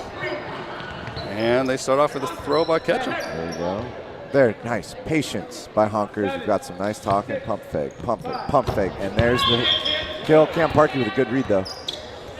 Fricker looks to respond. Oh, off of the dome. Zach Fernald tries to get underneath it. It's oftentimes hard to see just how fast that ball's actually going. You think that's an easy block, especially with finger blocking, but Zach not able to get low enough with Ketchum's speed. Good movement by Fricker. Gets around a double from Nelson and Parkey. 7, 6, 5. Oh, I'm trying to go for the acrobatic catch. Doesn't quite secure it. Parkey trying to line one up for the highlight reel with that. He'll get it next time. I believe in him. Ketchum dodges one, blocks the second, puts it on Carla's knees. Nelson locks up Fricker on the right side. Oh, slides one in, gets the shoelaces. What was that arm slot? That wasn't even a windmill. That was just like a low sidearm into the ankle. He's been doing a lot of that lately. I know that in foam, a lot of people talk about. Oh, I don't think anyone else would have called her out, but Cushman called herself out on that one. Love the honesty. You know, at foam, people talk a lot about just having words escape me. But right, what do you have in the pocket? What do you have as far as your bag of tricks, as far as different throws and arm slots you can use? Cloth, that's not so much common. A lot of people either trust in power or trust in placement. But Nelson coming out here with an overhand and underhand. I'm liking what I see. Honker start off, but Ryan on an island by himself, throwing alone, and Cam able to secure a pretty easy catch. And again, at least he makes it look easy. Yeah, man, that ball was coming in with speed. But again, right, it's Fricker was at the line alone. It's an easy read. Who's throwing? Oh, and there's a ball in the commentator's booth. But right, Fricker came to the line alone. It's an easy read. You square up on him. Fricker, beautiful hop over that double. Sleeper. Oh, sorry, my bad. It's been a long weekend of dodgeball. Either way, though, yeah, you're pointing out there's a lot of solo throwing here on part of Honkers, whether they're a little fatigued or a little frustrated. Not quite running their offense. Kendall trying to go for that catch. Cleaver, though. Oh, that's a beautiful play. Here's the one off the shins. And we have ourselves a game. Yes, we do. A hit and a catch by Cleaver turns this into a 5v3. Fricker's back on the court. Let's see what Ekko can do. Cleaver with a beautiful dodge. Catch him with 2 balls at the line. Fires 1. Honkers is going to have 4 balls. Ekko very confident in their ability to stay alive and rely on the arm to catch him. Opting to get rid of all but 1 ball. Oh, and Kate Kong securing a big catch, able to stay in bounds. And that brings nope. She stepped on line, but catching out, still chipping away at Honkers. Absolutely. Ketchum calls a timeout. Or, yep. No, Honkers called the timeout earlier. Cleaver called the timeout. Ketchum. Unfortunately, we're getting a little bit of potential sickness here. I think just a testament to how hard these players are really pushing themselves. A lot of these players played deep into the bracket yesterday, starting at 9 a.m., finishing up at 7. And they're back here again today, started at 9. And it is now, pull out the watch. What time is it? It's already 3:40, so another 6 hours. They have been pushing their bodies to the absolute limit. Do enjoy taking biometrics with my fellow dodgeballers. We've got a whoop group for the Seattle crowd. Huh? Oh, it's fun. We have a little competition. How many steps did you do at the tournament? How many calories you burned? Oh, live biometrics. That'd be fantastic. What's your heart rate at? No, I mean, my heart rate will spike around 160, 170 when I'm out on the court. I earned my in and out last night. Over 35,000 steps yesterday. So now these players, no stranger. Are you just hopping around when you're in between games? 35,000? That's ridiculous. 35,000. I'm a big fan and a big proponent of rush downs in cloth, as well as really playing an aggressive trade-heavy style. I've got some solid opening rushers for Berserk that'll often win center ball. So it's quick off the opening rush, get a kill, get up 6-5, and then from there I just want to trade down. I finish with 1 player on the court, you finish with none. That's how you do it. I know you can play for time, but there's something about a full team elimination that just feels so good. All right, so we're ready to start the action back. Honkers take the line. 4 players, Ekko's 3. Ekko with ball advantage. Carlo takes it on the shoulder barely. from Ketchum. And Ekko's evened it up, 3-3. Cleaver disarms DeLeon. Ketchum takes out Fishman. Another fingers catch. What? In the air. Ketchum is pale in the face. He is asking his body for everything and then some. That's going to be a hit on Ketchum. He goes for a one-handed catch. Ketchum going for a one-handed underhand catch. That's an interesting choice there. It's a choice. I think when you're that confident, though. Rubio secure the catch, bringing Kendall back in. And we are up 2-1. Signs of life on the side of Honkers. Joanna says, hold on, let me grab another ball here. But they still have ball advantage. Absolutely, and Munoz speaking truth to Honkers. When they throw together, they throw hits. There is no reason to rush. You're up 2 players to 1. Both balls a little off target there, but no harm, no foul. Seconds winding down. And Honkers smartly stay alive, secure their first 2 points. Get some signs of life from Honkers. Absolutely. Maybe it was the Ekko timeout that Honkers needed, not the Honkers timeout. Timeout's really a timeout, right? shift this momentum. Absolutely. Now, Honkers 2, Ekko 16. Essentially 8 games to 1. We get to halftime here, switching sides. 20 minutes on the clock, Alfred. I'd like to see a lot more team play from Honkers to see if Ekko opts to catch him in. He is looking a little questionable. Yep, he's looking a little. Looks like we have DeMonte suited up and taking the line. Stepping on. So there's, for Cloth, obviously 3-minute games. There are approximately 7 games left. If Honkers is going to play time, they've got to take all of these. Alfred, would you play time, or would you try and have Honkers push communication and tempo a little bit to try and cram in an extra game or 2? Well, Honkers needs to find a rhythm. They need to do that first before anything.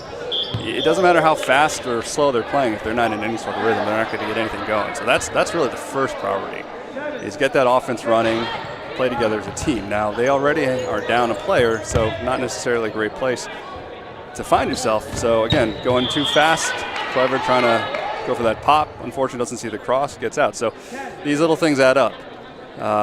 As far as where Ekko is, they're definitely going to just be taking their time and looking to throw one well-controlled ball at a time. Though, hey, a little bit of extra spice in there from Eric Nelson, looking for that extra kill, but not quite making it. Cam, though, does take out Fricker over here on the left side. Cam with all sorts of energy, making all sorts of movements. Big pump fakes, trying to draw in some extra balls.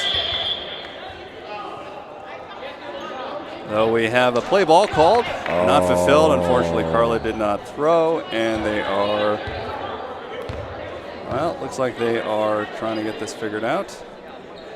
But if play ball was called, then there should be, looks like everything's okay. So no outs. So 3 players left on the side of Honkers. Oh, hold on. Head ref Tony saying, oh, no, 1 ball back. And here we go. I mean, Ekko will take it. All of these small little stoppages are also things that just play in their favor right now. Burning some time off the match clock. Monte able to shimmy his way out. No, Joanna not so much. Eric Nelson crossing the court, finds the toes. Ekko smartly putting all these balls out of catching range. They're making them look like you could do something about it, but then go just wide. Big fakes by Cam. Again, nice, safe outside throw. Trying to force Fish to move to her right into his throwing ball, but she stays put. I do like the pressure that Cam is generating. Absolutely. He's popping off, he's pump faking, he's moving, and Eric Nelson is just big catch though. Fishman. Zach trying to jump on the court safely, but Eric Nelson following him, gets it right in. Eric Nelson saw those feet hit the court, and he's like, you're a target. DeMonte, usually so sure-handed on the catches, lets it slip through. Oh, Emily not able to secure another one. And that'll be a double as Carlo reaches to try and catch the first one off Fishman. I like it, though. They're taking these risks, and they know they need to just with where the match clock's at. But like you said, Alfred, it is about finding that rhythm, finding that tempo within the team so that you're in unison for these offensive plays. I mean, it's definitely hard. Cam's putting a lot of pressure in the corner there with those fakes. Can't quite be sure if he's just faking over and over or if he's actually going to let it rip. But it's a good way to help keep his teammates protected and, again, prevent Honkers from actually getting into some sort of rhythm with their offense. So I expect to see a lot more action from him. He's got a lot of energy. He's still quite young and active. Only 15 minutes left to stay active. I mean, after playing for almost 6 hours, 15 minutes is nothing. Oh, What? and Eric Nelson What? with the kill catch. Zach Fernald put so much gas into that. And Eric Nelson just reeled it in.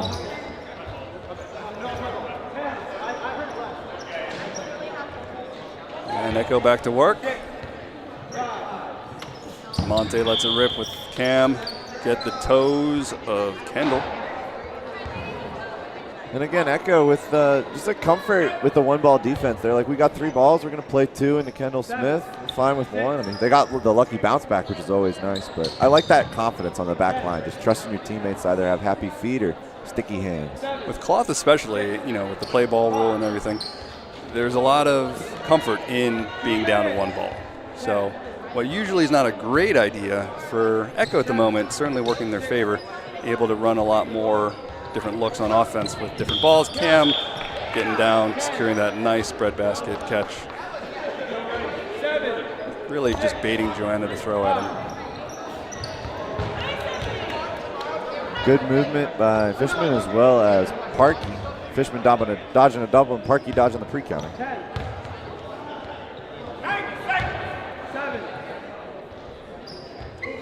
Fishman smartly going off ball there, but doesn't connect. No, Carla making a slightly ill-advised 50-foot throw right into the open hands of Cam, and Cam secures his 3rd catch of the game. 3 catches. So half the team. at the moment, Cam really being the one to control the pace of this game by himself with his fakes, with his catching, with his kills. It's really getting ahead of Honkers here, and it's hard when they're trying to mix up the targets to other players. If you're throwing at Eric Nelson, as you saw, he's securing nice catches, and the lady's able to also be massive threats in their ability to catch as well in the back line. Ekko going for that 3rd ball, throws it, but Eric Nelson tagged out. Little miscommunication on that opening rush, and Sam Greco had to, Grace Rowan had to field 2 balls in the opening rush. Looks like they were just trying some things out, some different looks. Absolutely. DeMonte is taken out by Kendall Smith. I like this position from Honkers. It took advantage of a little bit of chaos. And Cam going down at the toes, takes a club. And secures another catch right before Kendall can make his. Kendall's does not count. Cam Parkey. Cam Parkey on the bench for the first 12 minutes of this match. Oh. Double throw on Fernald, both on target. Eric Nelson gives a friendly, jokey flex. Well, I mean, Nelson hit the knees, but Grace Rowan was nothing but head. It was a brutal double. But Cam Parkey, I mean, he sat, conserved his energy. I really respect the energy that he has actively brought to this court. Absolutely. In a time where you think that Ekko would be dwindling down or maybe get low energy, Cam has come on and really been a good spark plug to keep this team going. Eric Nelson hit a little jump split. Down spike here in the neutral zone, and a double onto Carla will end that game.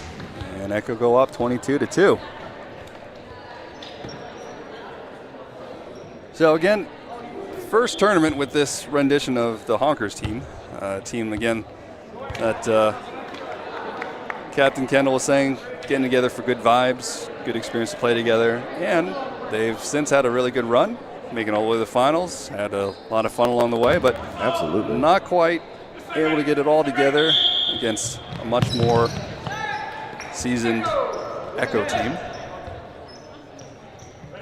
7, 6. DeMonte lets it rip from the middle. Ooh. And just connects. It's a beautiful shot, inside out throw. Nothing but laces. 7, 6, 5. Kendall a little short there. Cam with his big fakes, lets it go, but clever, opting to go for an almost no look on Eric instead of the target right in front of him. Unfortunately, not enough to keep himself alive, and he gets tagged out.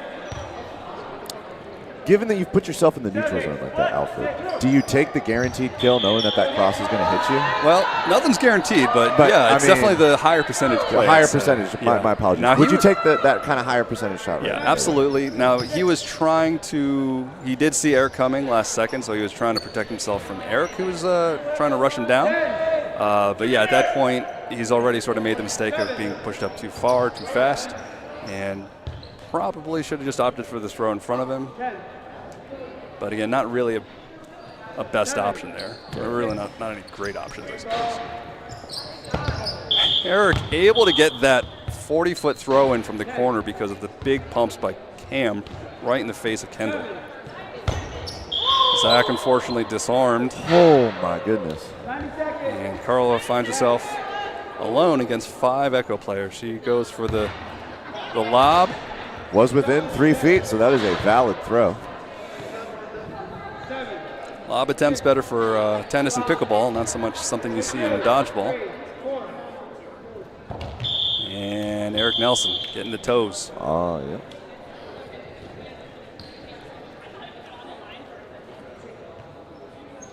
I will say there are some trick players that I've played against that they'll come to the ball with the 2 lines and they'll do the 1 lob, and then while you're looking at it like you might go for the catch, they unload the fastball from the other hand. And I will say, much to my chagrin, I've been hit by the lob because I dodged the fastball. Walk off the court with real shame in the heart. That's the ones you just gotta forget about. Take a breath and reset for the next game. All right. Honkers with 3 balls, but taking the time, getting to the line. Zach with the ball short and wide. Chaz back on the court. Eric opting to take a little break here. He's been putting in a lot of work between the catches and hits and disarms, which, again, very impressive. Cam again, high efficiency. High kills to throws. Cam really feeling it this game. You can tell. Yeah, he came on the Monte court with the tongue out. Oh, with a purpose. Big catch. Catch and kill. 4 balls for Honkers. Up 6 players to 4. Don't quite capitalize, though. A little miscommunication. Even with 4 balls, threw a solo. Again, right into those soft hands of Mr. Cam Parkey. I mean, you can see the frustration. Zach Fernald's like, that's, it should be a pinch, wide angle, 2 balls. Even if there's a catch, it should still be an out. And again, this is what we're talking about. Just, these slight miscues by Honkers, not quite able to fire on all cylinders together, not quite getting it in, just as cleanly as Ekko's doing. So yeah, absolutely. And I mean, again, Honkers' lineup is a who's who of names. Impressive, powerful throwers, good catchers. So it's 90 seconds left in the set. Yeah, testament to Ekko just to have the communication and the heads up to capitalize on these small openings to really make the difference. Absolutely. It's not like Honkers are making massive mistakes. It's just that Ekko's really making them pay every time they do make a mistake. Yeah. Again, that adds up fast. Let's go, Carla, catching Kate Gong out looking. Cam Parkey asking himself, what am I doing? Cleaver with the second catch of this game. Maybe getting a little overconfident there. Yeah. When everything's working, hey, why not try, right? Sam saying, come on, throw it at me. And the Cleaver like this, patience, waiting for his team. Nice pump fakes. It's going to be a double. Oh, Tamonte making the circus catch that he's known for. Sam also says, I'd like one of those too, please. And Kate Gong's back on. Chaz coming to the line. 4 players to 3. Sam, not to be outdone, grabs another one. And 2 catches for Sam Greco. Let's go, girl. Double's going to take out Munoz. And Kendall finds himself alone against an almost full Ekko squad. Who tries to secure the second catch. Friendly flex between friends here. Absolutely. Obviously, in-cloth rules, taunting the opponent team or anything else is a cardable offense that is not smiled upon. However, with 2 teams like this, all these players are good friends that have played with each other and against each other for years, so it's always fun to have a little chirpy back and forth when it's all in good fun. Cam jokingly knowing that he just got caught previously, so no big deal. No big.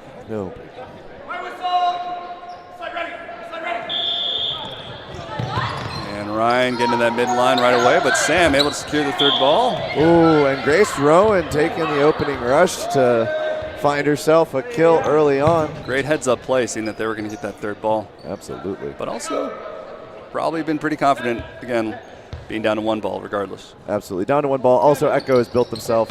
Oh, Zach. Oh. Making a big grab on his own teammate out from the DMV. Fricker out of the middle. And 5 minutes left on the match clock. I mean, Ekko can choose to be a little bit more playful here. They've built themselves a nice pillow. Put themselves in a comfortable lead. Now, Alfred, personal question I got for you, my man. After a long day of playing dodgeball, being at the dodgeball tournament, what is your go-to recovery food?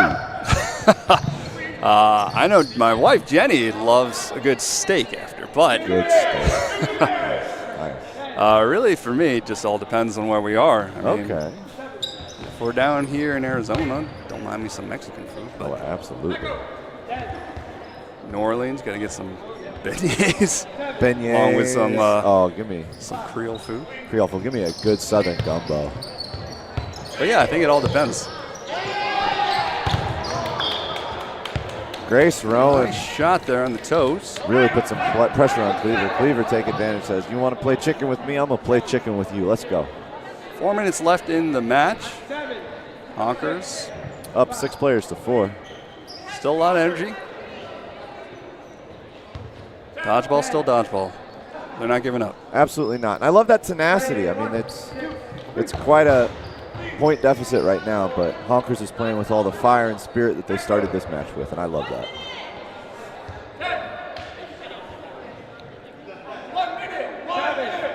6, 5. Oh, it's going to be a deflection block, takes out Fricker, and then Zach Fernald just becomes a firing target for Cam Parkey. And, I like that look, throwing heavy everybody pressure else. on the right, but then going left. I love the way Kate DeLeon plays cloth. Ekko opting to have some fun little looks here, playing around. Absolutely. Cam, nice safe throw. Cleveland, safe for the block. DeLeon, though, unfortunately off the shins for Cleaver. Honkers up 4 players to 2. Burton on. Ekko. 7, 6, 5. Cleaver hitting a little breakdance there to get out of the way of Parkey's throw. 10 seconds left in the set. Honkers up 4 players to 2. Cleaver opts for a smart throw. At this point, just stay alive. And Honkers take it. 3 players to 2. They put another 2 points on the board. 2 minutes left after the 30-second runoff. And unfortunately, not enough time to come back, but Honkers still making sure that they're playing with some pride. Absolutely. At max, we're going to have 2 sets here, but even if they finish with time on the clock, I don't see them opting to play that last 90-second set. Looks like they're just going to hop into a 90-second set. So it's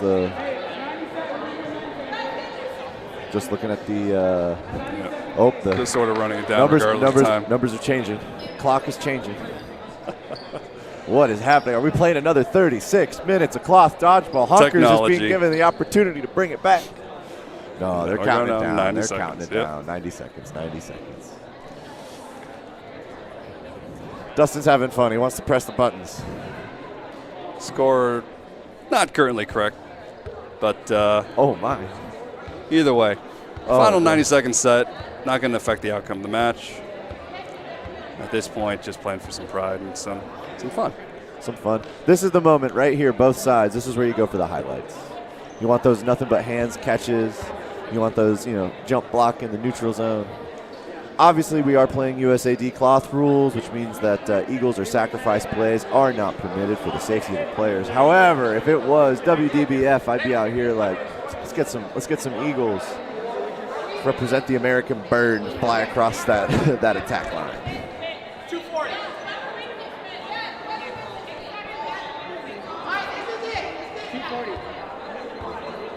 Clarification on the court that this will be the final game. 240. 240. 240. Right whistle. Stay ready. Stay ready. Looks like they're just going to play off of ref stopwatch on the sidelines. Doing something with the time. Yeah, I do believe it is our one-line ref does have center line ref. Ekko opting for an aggressive play style. Throw to Parky Pancake. They might actually be playing a 2-minute 40-second set here. Oh, okay. They're playing 2:40. Sweet. So that could be. We get this and a 90-second game. But even if this does end before time, we'll see if they opt to play a final 90-second set even after. Sam Greco takes out Zach Fernald. Chaz Billick is going to take out Carla. Honkers has 4 balls. They're coming to the line. Kendall makes a play call. And Double Kendall's up on going Sam. to take out Sam. Sam says, how dare you? Cam right off the fingertips. Cry of frustration, Cam. 90 seconds. 90 seconds on the clock. Monte not able to secure it. I feel that cry of pain. But I think I do believe Cleaver made it. It was either Cleaver or Kendall Smith, I believe, made a catch here in the middle. So Zach Fernald's back on the court. Ekko with 2, Honkers with 5, coming to the line. Fishman with a wise throw, off body. Kate Gong looking for the catch. 60 seconds to go. No need for Ekko to rush. Take their time. And double, nice play on Clever. 1 minute. That has been Ekko's play on Cleaver this whole match. Straight ahead double and then cross court from the far corner to catch him just kind of off the cheek, you might say. And it's worked. Yeah. Kendall not able to step in his throw, gets short of his target. And go for the same throw, same play there, but don't connect. Kendall smartly fishing that one out. All right, Chaz. All right, Gong, let's see what you got. Beautiful block by Zach Fernald. That ball came in screaming from Chaz Billick. Chaz trying to bait in the catch. Zach got able to get out of the way. As the final 10 seconds click down.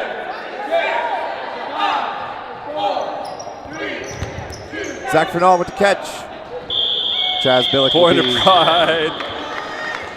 Zach hoisting up how many catches he got, but unfortunately not enough points on the side of Honkers to do anything.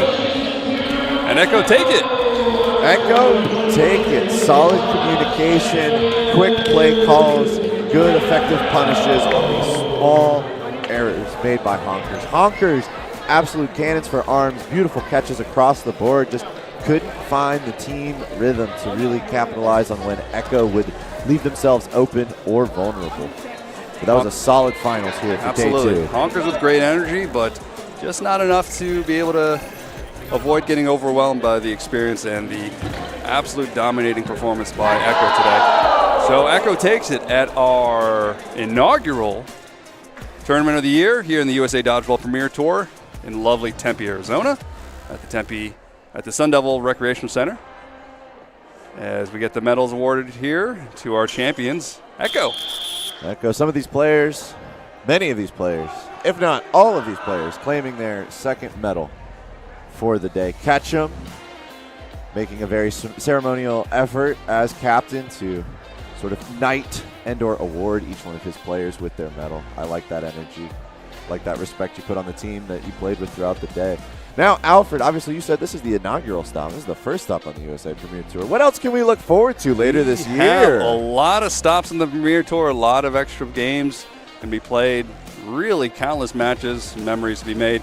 We're going to be going to a number of cities around the country. Is it Minneapolis is our next stop here? Absolutely. Next stop is going to be Minneapolis, That is going to Minnesota. be a big tournament. It is going to be huge foam tournament. Huge foam tournament. Something like 40 mixed teams. I do believe 40 mixed teams. It is the ball type to play. It should be an absolute blistering series of matches and games, endless entertainment for the whole weekend. I am absolutely looking forward to it. We also then have Salt Lake City, Utah coming up a little bit later this year as well, also a foam stop. A lot of us in the Pacific Northwest would have liked to have it announced a little bit sooner just because of how close it is, but we are excited to have another foam stop nice and close to home. Speaking of the Pacific Northwest, we're going to be going to Portland. They Yes, have we will. an official stop run by Portland Dodgeball. They are going to be getting an exciting no-sting tournament up there. Absolutely. If you want to watch the ball type that says it doesn't sting, pings like good old-fashioned 8.5, and hurts really bad, tune in. But the Portland team should be turning out. That is a fun ball type. Lots of catches, lots of fun plays. Looking forward to it.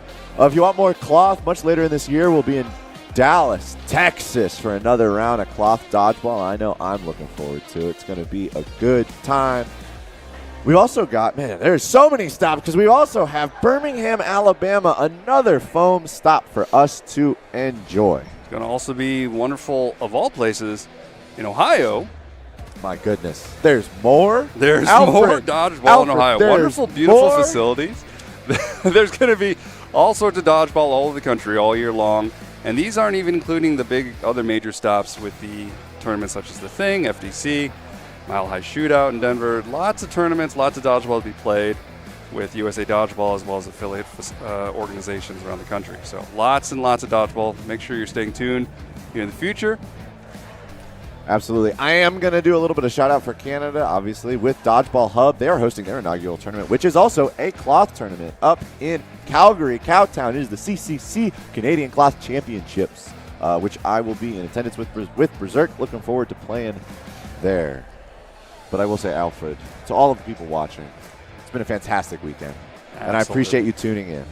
It's been number 65, Carlock. I'll catch you at the next tournament. Alfred Kwan with USA Dodgeball.